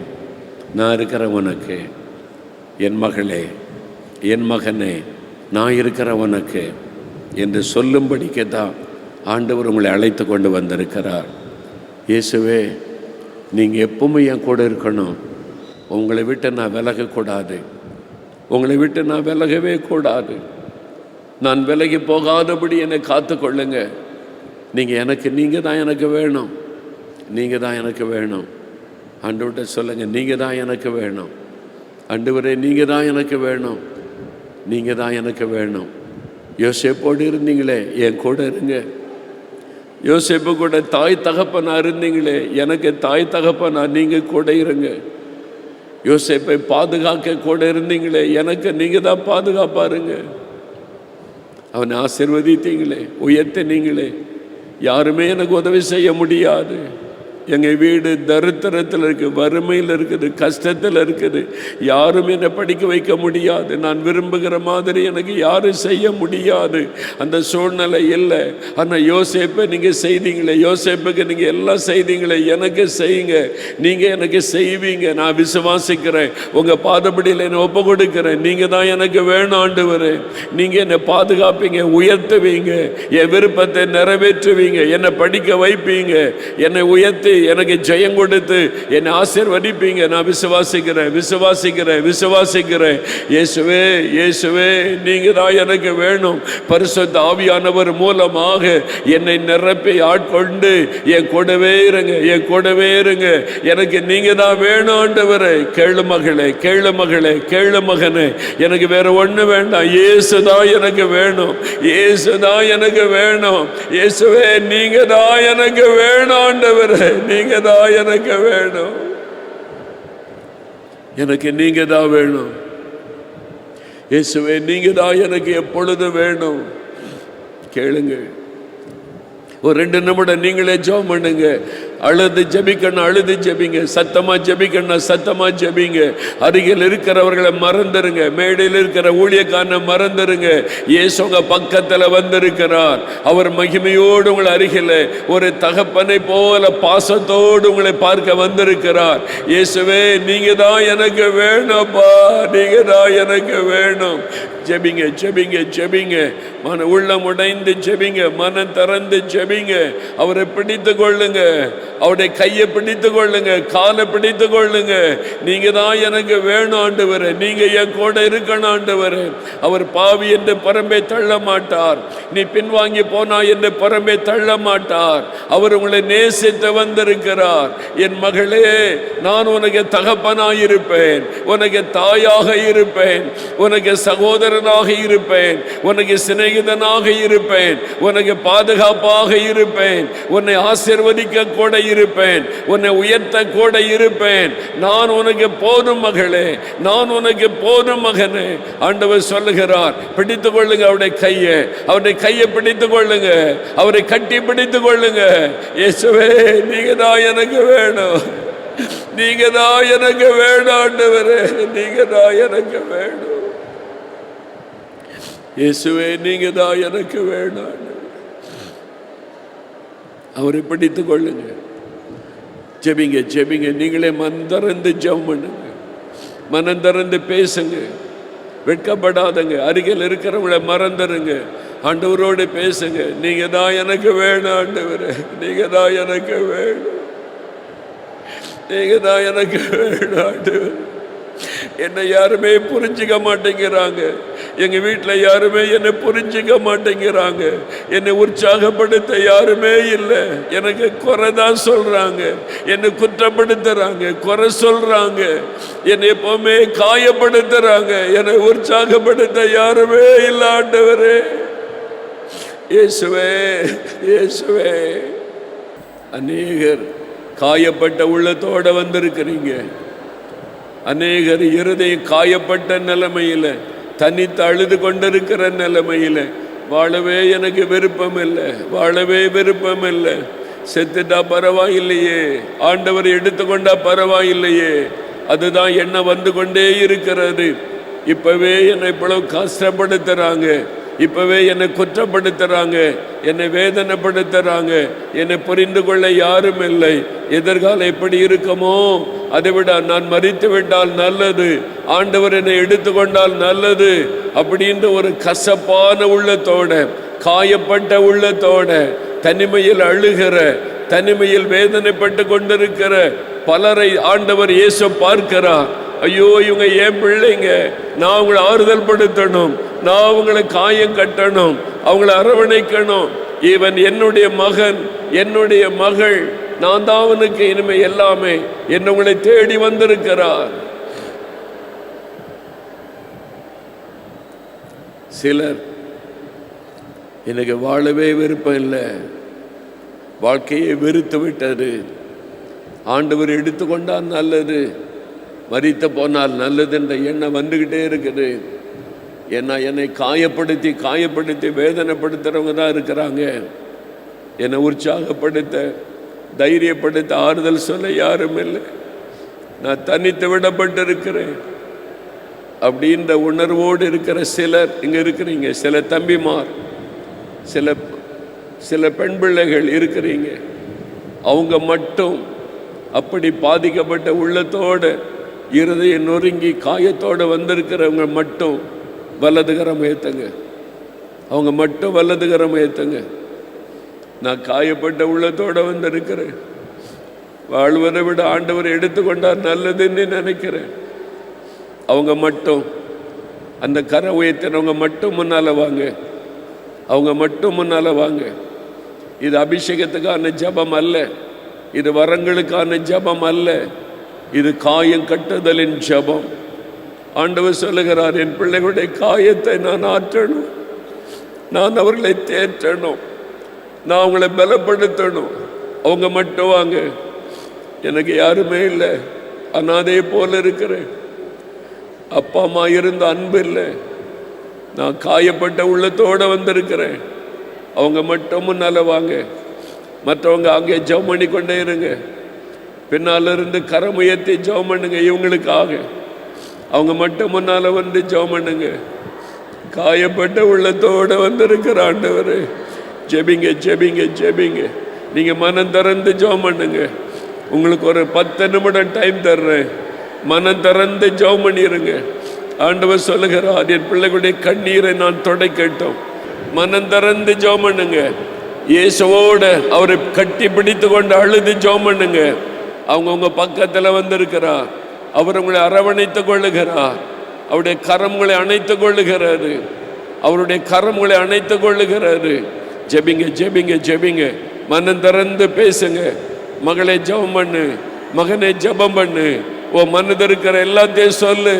ஆண்டவரே, எனக்கு வாழவே விருப்பம் இல்லாமல் இருக்கிற ஆண்டவரே, செத்தரலாம் போல தெரிகிற ஆண்டவரே, யாரிடத்துல என் பாரத்தை சொல்லுவேன் ஆண்டவரே, எனக்கு யார் இருக்கிறாங்க ஆண்டவரே, பரிசுத்தமாயும் வாழ முடியல, நிம்மதியாகவும் வாழ முடியல, எனக்கு நன்மையும் நடக்க மாட்டேங்குது, எல்லாமே தோல்வியா இருக்குது, அவமானமா இருக்குது, என்னை புரிந்து கொள்றதுக்கும் யாரும் இல்லை, என்னை குற்றப்படுத்திக்கிட்டே இருக்கிறாங்க, நான் ஏன் வாழணும்னு தோணுது. இயேசுவே இயேசுவே, அப்பா அப்பா. ஜெபிங்க ஜெபிங்க. வாலிப தம்பி ஜெபம் பண்ணு, மகளே ஜெபம் பண்ணு. உன் கதறுதலை அவர் பார்க்கிறார், உன் கண்ணீரை அவர் பார்க்கிறார். அவருடைய கரம் உன்னை அணைத்துக் கொள்ளுகிறது. என் மகனே, என் மகளே, உனக்கு நான் இருக்கிறேன். யோசேப்போடு இருந்ததை போல உன் கூட நான் இருப்பேன். ஜெபி ஜெபி ஜெபி மகளே, ஜெபி மகளே, ஜெபம் பண்ணு. ஒரு தகப்பனாய் வந்திருக்கிறார். ஒரு தாயை போல உங்களை தேற்றிக் கொண்டிருக்கிறார். ஒரு தாயினுடைய அன்போடு அவர் வந்திருக்கிறார். ஒரு தகப்பனுடைய அன்போடு அவர் வந்திருக்கிறார். ஒரு தாய் தேற்றுவதை போல என்னை தேற்றுகிற நேசர் அவர். தாய் தேற்றுவதை போல தேற்றுகிறவர் உங்க பக்கத்துல வந்திருக்கிறார். அவருடைய கரம் அநேகர் மீது வைக்கப்படுவதை நான் பார்க்கிறேன். அவர் தம்முடைய தள்ளும்புள்ள கரத்தினால் சிலரை அணைத்து கொள்ளுகிறார். நீ அழாதே மகளே, மகனே நீ அழாதே, நான் உனக்கு இருக்கிறேன். ஆண்டவர் அணைத்து கொள்ளுகிறார். உன்னுடைய உள்ளத்தில் இருக்கிற துக்கம் சந்தோஷமாய் மாறுகிறார். உன்னுடைய உள்ளத்தில் இருக்கிற துக்கம் சந்தோஷமாய் மாறுகிறார். அவருடைய பிரசன்னம், ஆவியானுடைய பிரசன்னம், தேற்றற வாழனாகிய பரிசுத்த ஆவியானுடைய பிரசன்னம் உன்னை நிரப்பி தேற்றுகிறாரு, ஆறுதல் படுத்துகிறாரு. காயப்பட்ட உள்ளங்கள் காயம் கட்டப்படுகிறாரு. அவருடைய பிரசன்னம் உன்னை நிரப்ப நிரப்ப உள்ளத்தில் இருக்கிற துக்கங்கள் நீங்கி ஒரு ஆறுதல் வருகிறாரு, ஒரு சந்தோஷம் வருகிறாரு, ஒரு மகிழ்ச்சி வருகிறாரு. இது ஆண்டவர் கொடுக்கிற சந்தோஷம், ஆண்டவர் கொடுக்கிற மகிழ்ச்சி. உன் காயங்கள் ஆற்றப்படுகிறது மகளே, உன் காயங்கள் ஆற்றப்பட்டு கொண்டு இருக்கிறாரு. ஆண்டவருடைய ஆவியானவர் உன் காயங்களை மாற்றி உன்னை ஆறுதல் படுத்தி கொண்டிருக்கிறார். உன்னுடைய உள்ளத்தில் ஆண்டவரை ஸ்தோத்திரம் பண்ணு. இயேசுவே, என் மேல் உங்களுக்கு எவ்வளவு அன்பு, இயேசுவே என் மேல் உங்களுக்கு எவ்வளவு பாசம். என்னை முழுமையாய் உங்கள் கரத்தில் ஒப்பு கொடுக்கிறேன், முழுமையாய் என்னை ஒப்பு கொடுக்கிறேன். உம்முடைய ஆறுதலுக்காக ஸ்தோத்திரம், உம்முடைய பிரசன்னத்திற்காய் ஸ்தோத்திரம். ஆண்டவரை ஸ்தோத்திரம் பண்ணு, ஆண்டவரை ஸ்தோத்திரம் பண்ணு. உள்ளத்தின் ஆழத்திலிருந்து ஆண்டவரை துதிக்க துதிக்க உனக்குள்ள பனியை போல தேவ பிரசன்னம் இறங்குகிறாரு. அவருடைய அன்பின் பிரசன்னம் இறங்குகிறாரு, அவருடைய வல்லமையின் பிரசன்னம் இறங்குகிறாரு. கர்த்தருடைய பிரசன்னம் இறங்கி கொண்டு இருக்கிறதற்காக நன்றி, நன்றி ஆண்டவரே, உமக்கு நன்றி. Thank you Lord. பிரசன்னத்திற்காய் ஸ்தோத்திரம், உமக்கு நன்றி ஆண்டவரே. இந்த இடத்துல இருக்கிற ஒவ்வொரு பிள்ளைகள் மீதும் கரத்தை வையுங்கப்பா, ஒவ்வொருவரையும் தொடுங்க ஆண்டவரே. இன்றைக்கு அவருடைய காயங்கள் எல்லாம் மாறட்டும், அவருடைய உள்ளத்தில் இருக்கிற காயங்கள் எல்லாம் மாறட்டும், அந்த வேதனைகள் எல்லாம் நீங்கட்டும். இனி நான் ஏன் வாழ வேண்டும் என்ற சிந்தனையே வரக்கூடாது. நான் இயேசுவுக்காக வாழணும், இயேசுவை மகிமைப்படுத்தணும், இயேசுவோடு வாழணும் என்கிற சிந்தையும் அந்த நிறைவும் உம்முடைய பிள்ளைகளுக்கு உண்டாகட்டும். இதோ கர்த்தருடைய பிரசன்னம் இறங்கி உம்முடைய பிள்ளைகளை தொட்டு ஆசீர்வதித்து கொண்டிருக்கிற அன்பிற்காக உமக்கு ஸ்தோத்திரம், உமக்கு நன்றி, உமக்கு நன்றி. நீ தொடுகிறதற்காக, அற்புதங்களை செய்து கொண்டிருக்கிற அன்பிற்காக இதோ உமக்கு ஸ்தோத்திரம் என்று உம்மை துதிக்கிறோம் அப்பா. Thank you Lord. நாங்கள் உம்மை துதிக்கிறோம் துதிக்கிறோம் துதிக்கிறோம். அல்லேலூயா. எனக்குள்ளே எப்போவே கொஞ்சம் தைரியமே இருக்காது. நான் ட்வின்ஸு, ஸோ அவனை விட நான் எந்த விஷயத்துலையும் போல்டாக இருக்க மாட்டேன். என்னால் எந்த விஷயங்களையும் போல்டாக செய்ய முடியாது. தைரியம் எதுக்குமே வராது, ஒரு மோட்டிவே இருக்காது. நான் எப்போவே பயந்துகிட்டே இருப்பேன். அப்படி இருக்கிறப்போ நான் அன்றைக்கி சொன்ன ஒரே விஷயம், நான் வாழ்கிறதுக்கு என்ன அர்த்தம் இருக்குது? எல்லா விஷயங்களிலும் நான் தோற்றுட்டு போயிட்டு இருக்கிறேன். ஈவன் நான் ஜாஸ்தி படித்தா கூட நான் அதுக்கு ஏற்ற ஒர்க் இல்லாமல் இருக்கிறேன். நீங்கள் என்னை தெரிஞ்சு கொண்டீங்கன்னா என்னை கூப்பிடுங்கன்னு சொல்லி கூப்பிட்டேன். ஏசப்பா என் பேர் சொல்லி கூப்பிட்டாங்க. எட்வின் என்கிற என் வாலிப மகனே, நான் உன்னை சிநேகித்தேன், நீ விரும்பாத பட்சத்திலும் நான் உன்னை கொண்டு வந்தேன். இன்றைக்கு நீ உன் வழிகளை எனக்கு அர்ப்பணித்தபடியால் நான் உன்னை கரம் பிடித்து நடத்துவேன். ஆண்டவர் அவனுடைய ஜெபத்தின்படியே கூப்பிட்டு ஆசீர்வதிச்சிட்டாங்க. கரந்தட்டி இயேசுவுக்கு நன்றி சொல்லுங்க. God bless you, God bless you. பிரைஸ்லாங்க. என் பேர் தேவதர்ஷினி. நான் ப்ரேயர் பண்ணிகிட்டு இருந்தேன். நீங்கள் சாகலான்னு என்ன இருக்கவங்க மட்டும் முன்னாடி வாங்கன்னு சொன்னாங்க. அதை தவிர மீதி எல்லா எண்ணமும் இருந்துச்சு. நான் கர்த்தருக்கு சிறு சிறு ஊழியம் செய்கிறேன். ஆனால் எனக்கு எல்லா சொந்தக்காரங்களும் இருக்காங்க. ஆனால் அலோனஸ் ரொம்ப இருக்கும். ரொம்ப அழுதுகிட்டே இருப்பேன். நான் முன்னாடி முழங்கால் போடல, ஏசப்பா யார் என் தலைமையில் கை வைப்பா? நீங்கள் தான் என் தலைமையில் கை வச்சு ஜெபிக்கணும். என் பேரை சொல்ல மாட்டீங்களா ஏசப்பா? என் இருதயம் ஃபுல்லாக அப்படியே காயமாக இருக்குது, முள்ளு குத்துனது போல் இருக்குது, கண்ணாடி துகள் போல் இருக்குது. ஆனால் நான் உமக்கு பயன்பட்டு இருக்கேன். ஆனால் என் இருதயம் இவ்வளோ பரமாக இருக்குது. இந்த கூட்டத்திலேருந்து திரும்பி போகும்போது இதே கண்ணீரோடு தான் நான் போகணுமா அப்படின்னு நான் சொல்லி, என் பேரை சொல்ல மாட்டீங்களா? அவர் தேங்க்யூ சொல்கிறாரு. இப்போ என் பேர் சொல்ல மாட்டீங்களா? சொல்லும்போது தர்ஷினி, தேவதர்ஷினி, தர்ஷினி, தேவ தர்ஷினி, ஆண்டவருடைய கரம் உன்னை தொடுகிறது. மகளை தர்ஷனி, உன்னுடைய ஜெபமும் உன் கண்ணீரும் என் சமூகத்தில் வந்திருக்கிறது என்று ஆண்டவர் சொல்லுகிறார். இந்த நாள் முதல் புதிய காரியத்தை நீ காண்பாய். பழையவைகள் ஒளிந்து போயின என்று கர்த்தர் உனக்கு சொல்லுகிறார். இந்த நாட்கள்ல நான் உண்மையில அன்பா இருந்தேன்னு கத்த சொல்லி எனக்கு சமாதானம் ஆமென், ஆமென், ஆமென். God bless you. நான் அழுது ப்ரே பண்ணிட்டு இருந்தேன். ஏசப்பா என் துக்கத்தெல்லாம் சந்தோஷமாக மாற்றுங்கன்ட்டு. ஏசப்பா என் முதுகில் கை வச்சு நீ அழாத மகளே, உன் துக்கத்தை நான் சந்தோஷமா மாற்றுறேன் அப்படின்னு சொல்லி அவரே வந்து தொட்டார். பெரிய ஆசீர்வாதம். எனக்கு எதிர்காலத்து குறித்து ரொம்ப பயந்துட்டே இருந்தேன். தூங்கக்குள்ளெல்லாம் ரொம்ப பயமாக இருந்துச்சு. நான் ப்ரேயர் பண்ணக்குள்ளே ஏசப்பா எனக்கு எடுத்து போட்டாங்க. அப்புறம் ஏசப்பா சொன்னாங்க, உன் கூட நான் இருக்கேன், நீ தைரியமாக போய் சாட்சி சொல்லுன்னு சொன்னாங்க. அப்போ நான் ஏசப்பா கிட்ட சொன்னேன், இல்லை ஏசப்பா நான் நம்ப மாட்டேன், நீங்கள் என் கூட இருக்கிறீங்க அப்புறம் அங்கிள் சொன்னாங்க, ஜெனிஃபர் ஏசப்பா உனக்கு எதிர்காலம் வச்சுருக்காங்கன்னு சொல்லிட்டு அங்கிள் என் பேரை சொல்லி அழைத்தாங்க. மகளே ஜெனிஃபர், உன்னை காயம் கட்டி உன்னை தேற்றி ஆண்டவர் பலப்படுத்தி கொண்டிருக்கிறார். என் மகளே, நான் உனக்கு தகப்பனும் தாயுமாயிருந்து உன்னை தாங்கி நடத்துகிற தேவன். நான் உன்னை வாழ வைக்கிற தேவன்.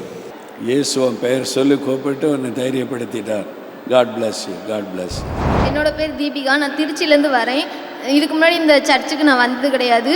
இப்போ தான் முதல் தடவை வரேன். வந்தப்போ என்னோட வீட்டில் வந்து ரொம்ப கடன் பிரச்சனை. எங்கள் வீட்டில் சொன்னாங்க, இதுக்கு மேலே உன்னை படிக்கலாம் வைக்க முடியாது, காசு கட்டிலாம் படிக்க வைக்க முடியாது, நீ அதிக மார்க் எடுத்தால் தான் உன்னை படிக்க வைக்க முடியும் அப்படிலாம் சொன்னாங்க. அதனால நான் இங்கே வந்து ஜெபம் பண்ணேன். ஜெபம் பண்ணும்போது ஏசப்பா வந்து, நீ பயப்படாத, நான் உன் கூட தான் இருக்கேன், எப்படியாச்சும் நான் உன்னை அதுலேருந்து மீட்டு எடுத்துகிட்டு வந்துடுவேன் அப்படின்னு சொல்லி என்னை தொட்டு ஏசப்பா என்னை அணைச்சி சொன்னாங்க. வந்து ரொம்ப தனிமையாக இருக்கிற மாதிரி ஃபீல் ஆகும். எனக்கு சுற்றி எத்தனை பேர் இருந்தாலுமே நம்மளுக்கு மட்டும் பேரண்ட்ஸ் இல்லையே அப்படின்னு ஒரு தாட் வரும். நம்மளுக்குன்னு யாருமே இல்லையே அப்படின்னு ஒரு தோணும். ஆனால் என்னை சுற்றி நிறைய பேர் ஏசப்பா ஹெல்ப் பண்ணுறதுக்காக கொடுத்துருக்காங்க. ஆனால் ஒரு தனிமையாக ஒரு உணர்வு வரும். ஆனால் ஏசப்பா வந்து இந்த வார்த்தையை ஃபுல்லாமே எனக்காகவே கொடுத்த மாதிரி இருந்துச்சு. அப்புறம் ஒரு மனசில் ஒரு சந்தோஷமா இருந்துச்சு, ஏசப்பா எனக்கு இருக்காரு, இதை சுற்றி யார் இருக்கா அப்படின்னு. ஆமென், ஆமென். God bless you. என்னோட நேம் வந்து வேலுராஜி. நான் வந்து தென்காசி மாவட்டம் சபரிமலையிலேருந்து வரேன். எனக்கு வந்து சின்ன வயசுலேயே பார்வை தெரியாது. ஆனால் எனக்கு வந்து ஒரு என்னடா வாழ்க்கை நமக்கு வந்து பார்வை இல்லை, அது ரொம்ப ஃபீலிங்ஸ். ஆனால் இவனாலே ரொம்ப பாவத்தில் அடிமையாக இருந்தேன். ஆனால் சிவபுரம் சொன்னாலே இது வந்து ஒரு பெரிய சந்தோஷம், ஹாப்பியாக மகிழ்ச்சியாக இருக்கேன். நான் வந்துட்டு ஒரு 15 இயர்ஸாக ரொம்ப ட்ரக்ஸ்க்கு அடிக்ட் ஆகிட்டு அதனால் விட முடியாத இருந்துச்சு. இங்கே வந்துட்டு ஜனவரி மாதத்தில் 3 நாள் முகாம் கந்து ஆண்டவர் என்னை விடுவிச்சார். இவ்வளோ நாள் நான் சர்ச்சுக்கு போயிட்டு ப்ரேயர் பண்ணினேன் இந்த டெய்லி. இப்போ வந்துட்டு எனக்கு என்ன ஆயிடுச்சுன்னா, இப்போ கொஞ்சம் இந்த கூட்டத்துக்கு இல்லாத நான் வராத இருந்தேன்னா எனக்கு வந்துட்டு திரும்பி அது தொடர்ந்து நடத்துகிற மாதிரியே இருந்துச்சு. எனக்கு தோணினே இருந்துச்சு, போயிட்டு இந்த பாவம் செஞ்சிடலாம், எப்போனா செஞ்சிடலான்ட்டு. ரொம்ப நாள் ஆயிடுச்சு, எப்போனா ஒரு டைம் செய்யலான்னு இருந்துச்சு. நீங்கள் இந்த மெசேஜ் தரும் போதில் சொல்லும் போதில் வந்துட்டு எனக்கு ஆண்டவர் என்னைக்காக பேசின மாதிரி இருந்துச்சு, எனக்கு உணர்த்தின மாதிரி இருந்துச்சு. அதே ஆண்டவர் தான் நானும் உன்னையும் நடத்துவேன், அதே போல் ஏசப் கூட இருந்த போல் நானும் இருப்பேன் அப்படின்னு. பேர் ஜோஷுவா, திருநெல்வேலியிலேருந்து வரேன். எழுதுகிற எக்ஸாம்ஸ் எல்லாமே வந்து தோற்றுக்கிட்டே இருந்ததுனால, ஆண்டவரே இன்னும் நான் எவ்வளோ நாள் தோற்றுக்கிட்டே இருப்பேன், இந்த உலகத்தையும் ஜெயிக்க முடியல, பாவத்தையும் ஜெயிக்க முடியல, எவ்வளோ நாள் தான் தோற்றுக்கிட்டே இருப்பேன்னு ப்ரேயர் பண்ணும்போது என்னை வந்து கட்டி அணைச்சி, இனிமேல் உனக்கு நான் ஜெயம் கொடுப்பேன், நான் உன் கூட இருக்கேன் அப்படின்னு சொன்னதை நான் வந்து உணர்ந்தேன். ஆமென், ஆமென், ஆமென். கருள் இன்ஃபெக்ஷன் ஆயிடுச்சு. ஏசப்பா எனக்கு அதை ரிலாக்ஸ் பண்ணாங்க. இப்போ எனக்கு வயிறு வலி இல்லை. ஏசப்பா சுகமாக்கிட்டாங்களா? Okay, okay. God bless you. God bless you. என் பேர் ஸ்டீஃபன் வடிவேலுன்னு சொல்லி, ஸ்டீஃபன் பேர் அளிக்கப்பட்ட ஒருத்தர் இருதயம் கடின பண்ணியிருக்கிறாருன்னு சொல்லி நீங்கள் சொன்னீங்க ஐயா. என்னன்னா, நான் வந்து இங்கே முன்னாடி வந்து நின்று ஜெபம் பண்ணிகிட்டு இருக்கும்போது, முன்னாடி வந்து ஜெபம் பண்ணுறது ஆண்டவர் எனக்கு ஊழியத்துக்கு அளித்திருக்கிறாரு. நான் கடினப்படுத்துக்கிறதுக்கு இது ஃபைனலாக எனக்கு ஒரு வாய்ப்பு கொடுங்க, என்ன பேர் சொல்லி அளித்தா நான் முழுமையாக ஊழியத்துக்கு நான் ஆயத்தப்பட்டு போகிறேன்னு சொன்னேன். ஸ்டீஃபன் என்று அன்போடு அழைக்கிறார்கள். நான் உன்னை தெரிந்து கொள்ளவில்லையா? நான் உன்னோடு பேசவில்லையா? நான் உனக்கு வேண்டுமென்று உன்னோடு இடைபடவில்லையா? இன்னும் உன் இருதயத்தை நீ கடினப்படுத்தி கொண்டிருக்கிறது என்ன? நீ உன் வழிகளை எனக்கு ஒப்புக்கொடு. நான் உன்னை பயன்படுத்தவும் உன்னை கொண்டு அநேகரை ஆசீர்வதிக்கவும் தெரிந்து கொண்டிருக்கிறேன். நான் ஏற்கனவே ஊழியத்துக்காக அழைக்கப்பட்டு ஊழி செஞ்சிட்ருக்கிறேன். ஆனால் எனக்கு ஒரு கன்ஃபியூஷன், நான் முழுமையாக ஊழியத்துக்கு இருக்கணுமா இல்லை ஜாப் பண்ணணுமா என்ற மாதிரி ஒரு கன்ஃபியூஷன் எனக்கு இருந்தது. இன்னைக்கு உறுதிப்படுத்துது. ஆனால் ஆண்டவர் எனக்கு உறுதி பண்ணிட்டாரு. இருதயத்தை ரொம்ப நாள் எனக்கு இதே போல் ப்ராப்பர்சி வந்திருக்கிறது. அநேகருக்கு பயன்படுது, அநேகருக்கு ஒழித்து செய்வார். அதை ஆண்டவர் செய்வார். Amen, amen. God bless you. என் பேர் ஜெனிஃபர் அங்கிள். கிட்டத்தட்ட என் அம்மாக்காக நான் ஒரு வருஷமாக ஜோம் பண்ணிகிட்டு இருந்தேன். அவங்க என்னை ரட்சிப்புக்குள்ளே வளர்த்தின தாய். அவங்க பின்மாற்றத்துக்கு போயிட்டாங்க. அதனால அவங்களுக்காக ஜோம் பண்ணிகிட்டு இருக்கும்போது பழையவைகளை நீ சிந்திக்க வேண்டாம் மகளே, இன்னமேல் வாழ்க்கையில் அற்புதம் நடக்க போகுது ஆண்டவர் என்கிட்ட சொன்ன மனசில் உள்ள பாரம் அப்படியே. ஆமென், ஆமென். அதெல்லாம் நிறைவேற்றுவார். God bless you. என் பேர் கனியதிஷ்கா. நான் ஈரோட்லேருந்து வரேன். நான் ரொம்ப ஃபீல் பண்ணிட்டு வந்தேன். அப்போ நீங்கள் முன்னாடி வர சொன்னீங்க. நான் வந்தேன். அப்போ ஏசப்பா என்னோட லெஃப்ட் கையை பிடிச்சி ஹக் பண்ணி நீ என்னோட பொண்ணு, நான் உன் கூட தான் இருக்கேன், உன்னை குறித்து நான் ஒரு நோக்கம் வச்சுருக்கேன் அப்படின்னு சொன்னார். நான் அந்த நிமிஷத்தில் எனக்குள்ளே ஒரு சமாதானம், ஏதோ ஒரு புரியாத மாற்றம் எனக்கு வந்தது. அப்போவே நான் ரொம்ப சந்தோஷப்பட்டேன். கர்த்தருக்கு ஸ்தோத்திரம். என் பேர் பிரசன்னா. நான் திருச்சியிலேருந்து வரேன். நான் என் வாழ்க்கையில் எனக்கு விவரம் தெரிஞ்சதுலேருந்து நான் திக்கற்றவர்களாக இருக்கேன் அப்படின்ற ஒரு மனப்பான்மை தான் எனக்குள்ளே இருக்குது. எவ்வளவோ நான் முயற்சி செய்வேன், ஆனால் எதுவுமே எனக்கு விளங்காது. காலேஜுக்கு போனேன், எதுவுமே எனக்கு விளங்கலை. ஆனால் இந்த நாளில் ஏஸ்பா கிட்ட நான் ஒப்பு கொடுத்தேன். ஏஸ்பா எனக்குன்னு நீங்கள் இருக்கீங்க, நீங்கள் சொல்லுங்கன்னு ஏஸ்பா கிட்ட நான் சொன்னேன். ஏஸ்பா அவரோட கரத்தை விரித்து நீ என்னோட மக, இனி நான் உன்னை திக்கற்றவர்களாக விடேன் என்று ஏஸ்பா எனக்கு வாக்கு கொடுத்துருக்கேன். ஆமென், ஆமென். பெரிய சந்தோஷம். For further details and prayer support, contact Jesus Redeems Ministries, Nalumavudi, Thoothukudi District, 628-211. Our phone number 04639 353535. info@jesusredeems.org. Our website www.jesusredeems.com. God bless you.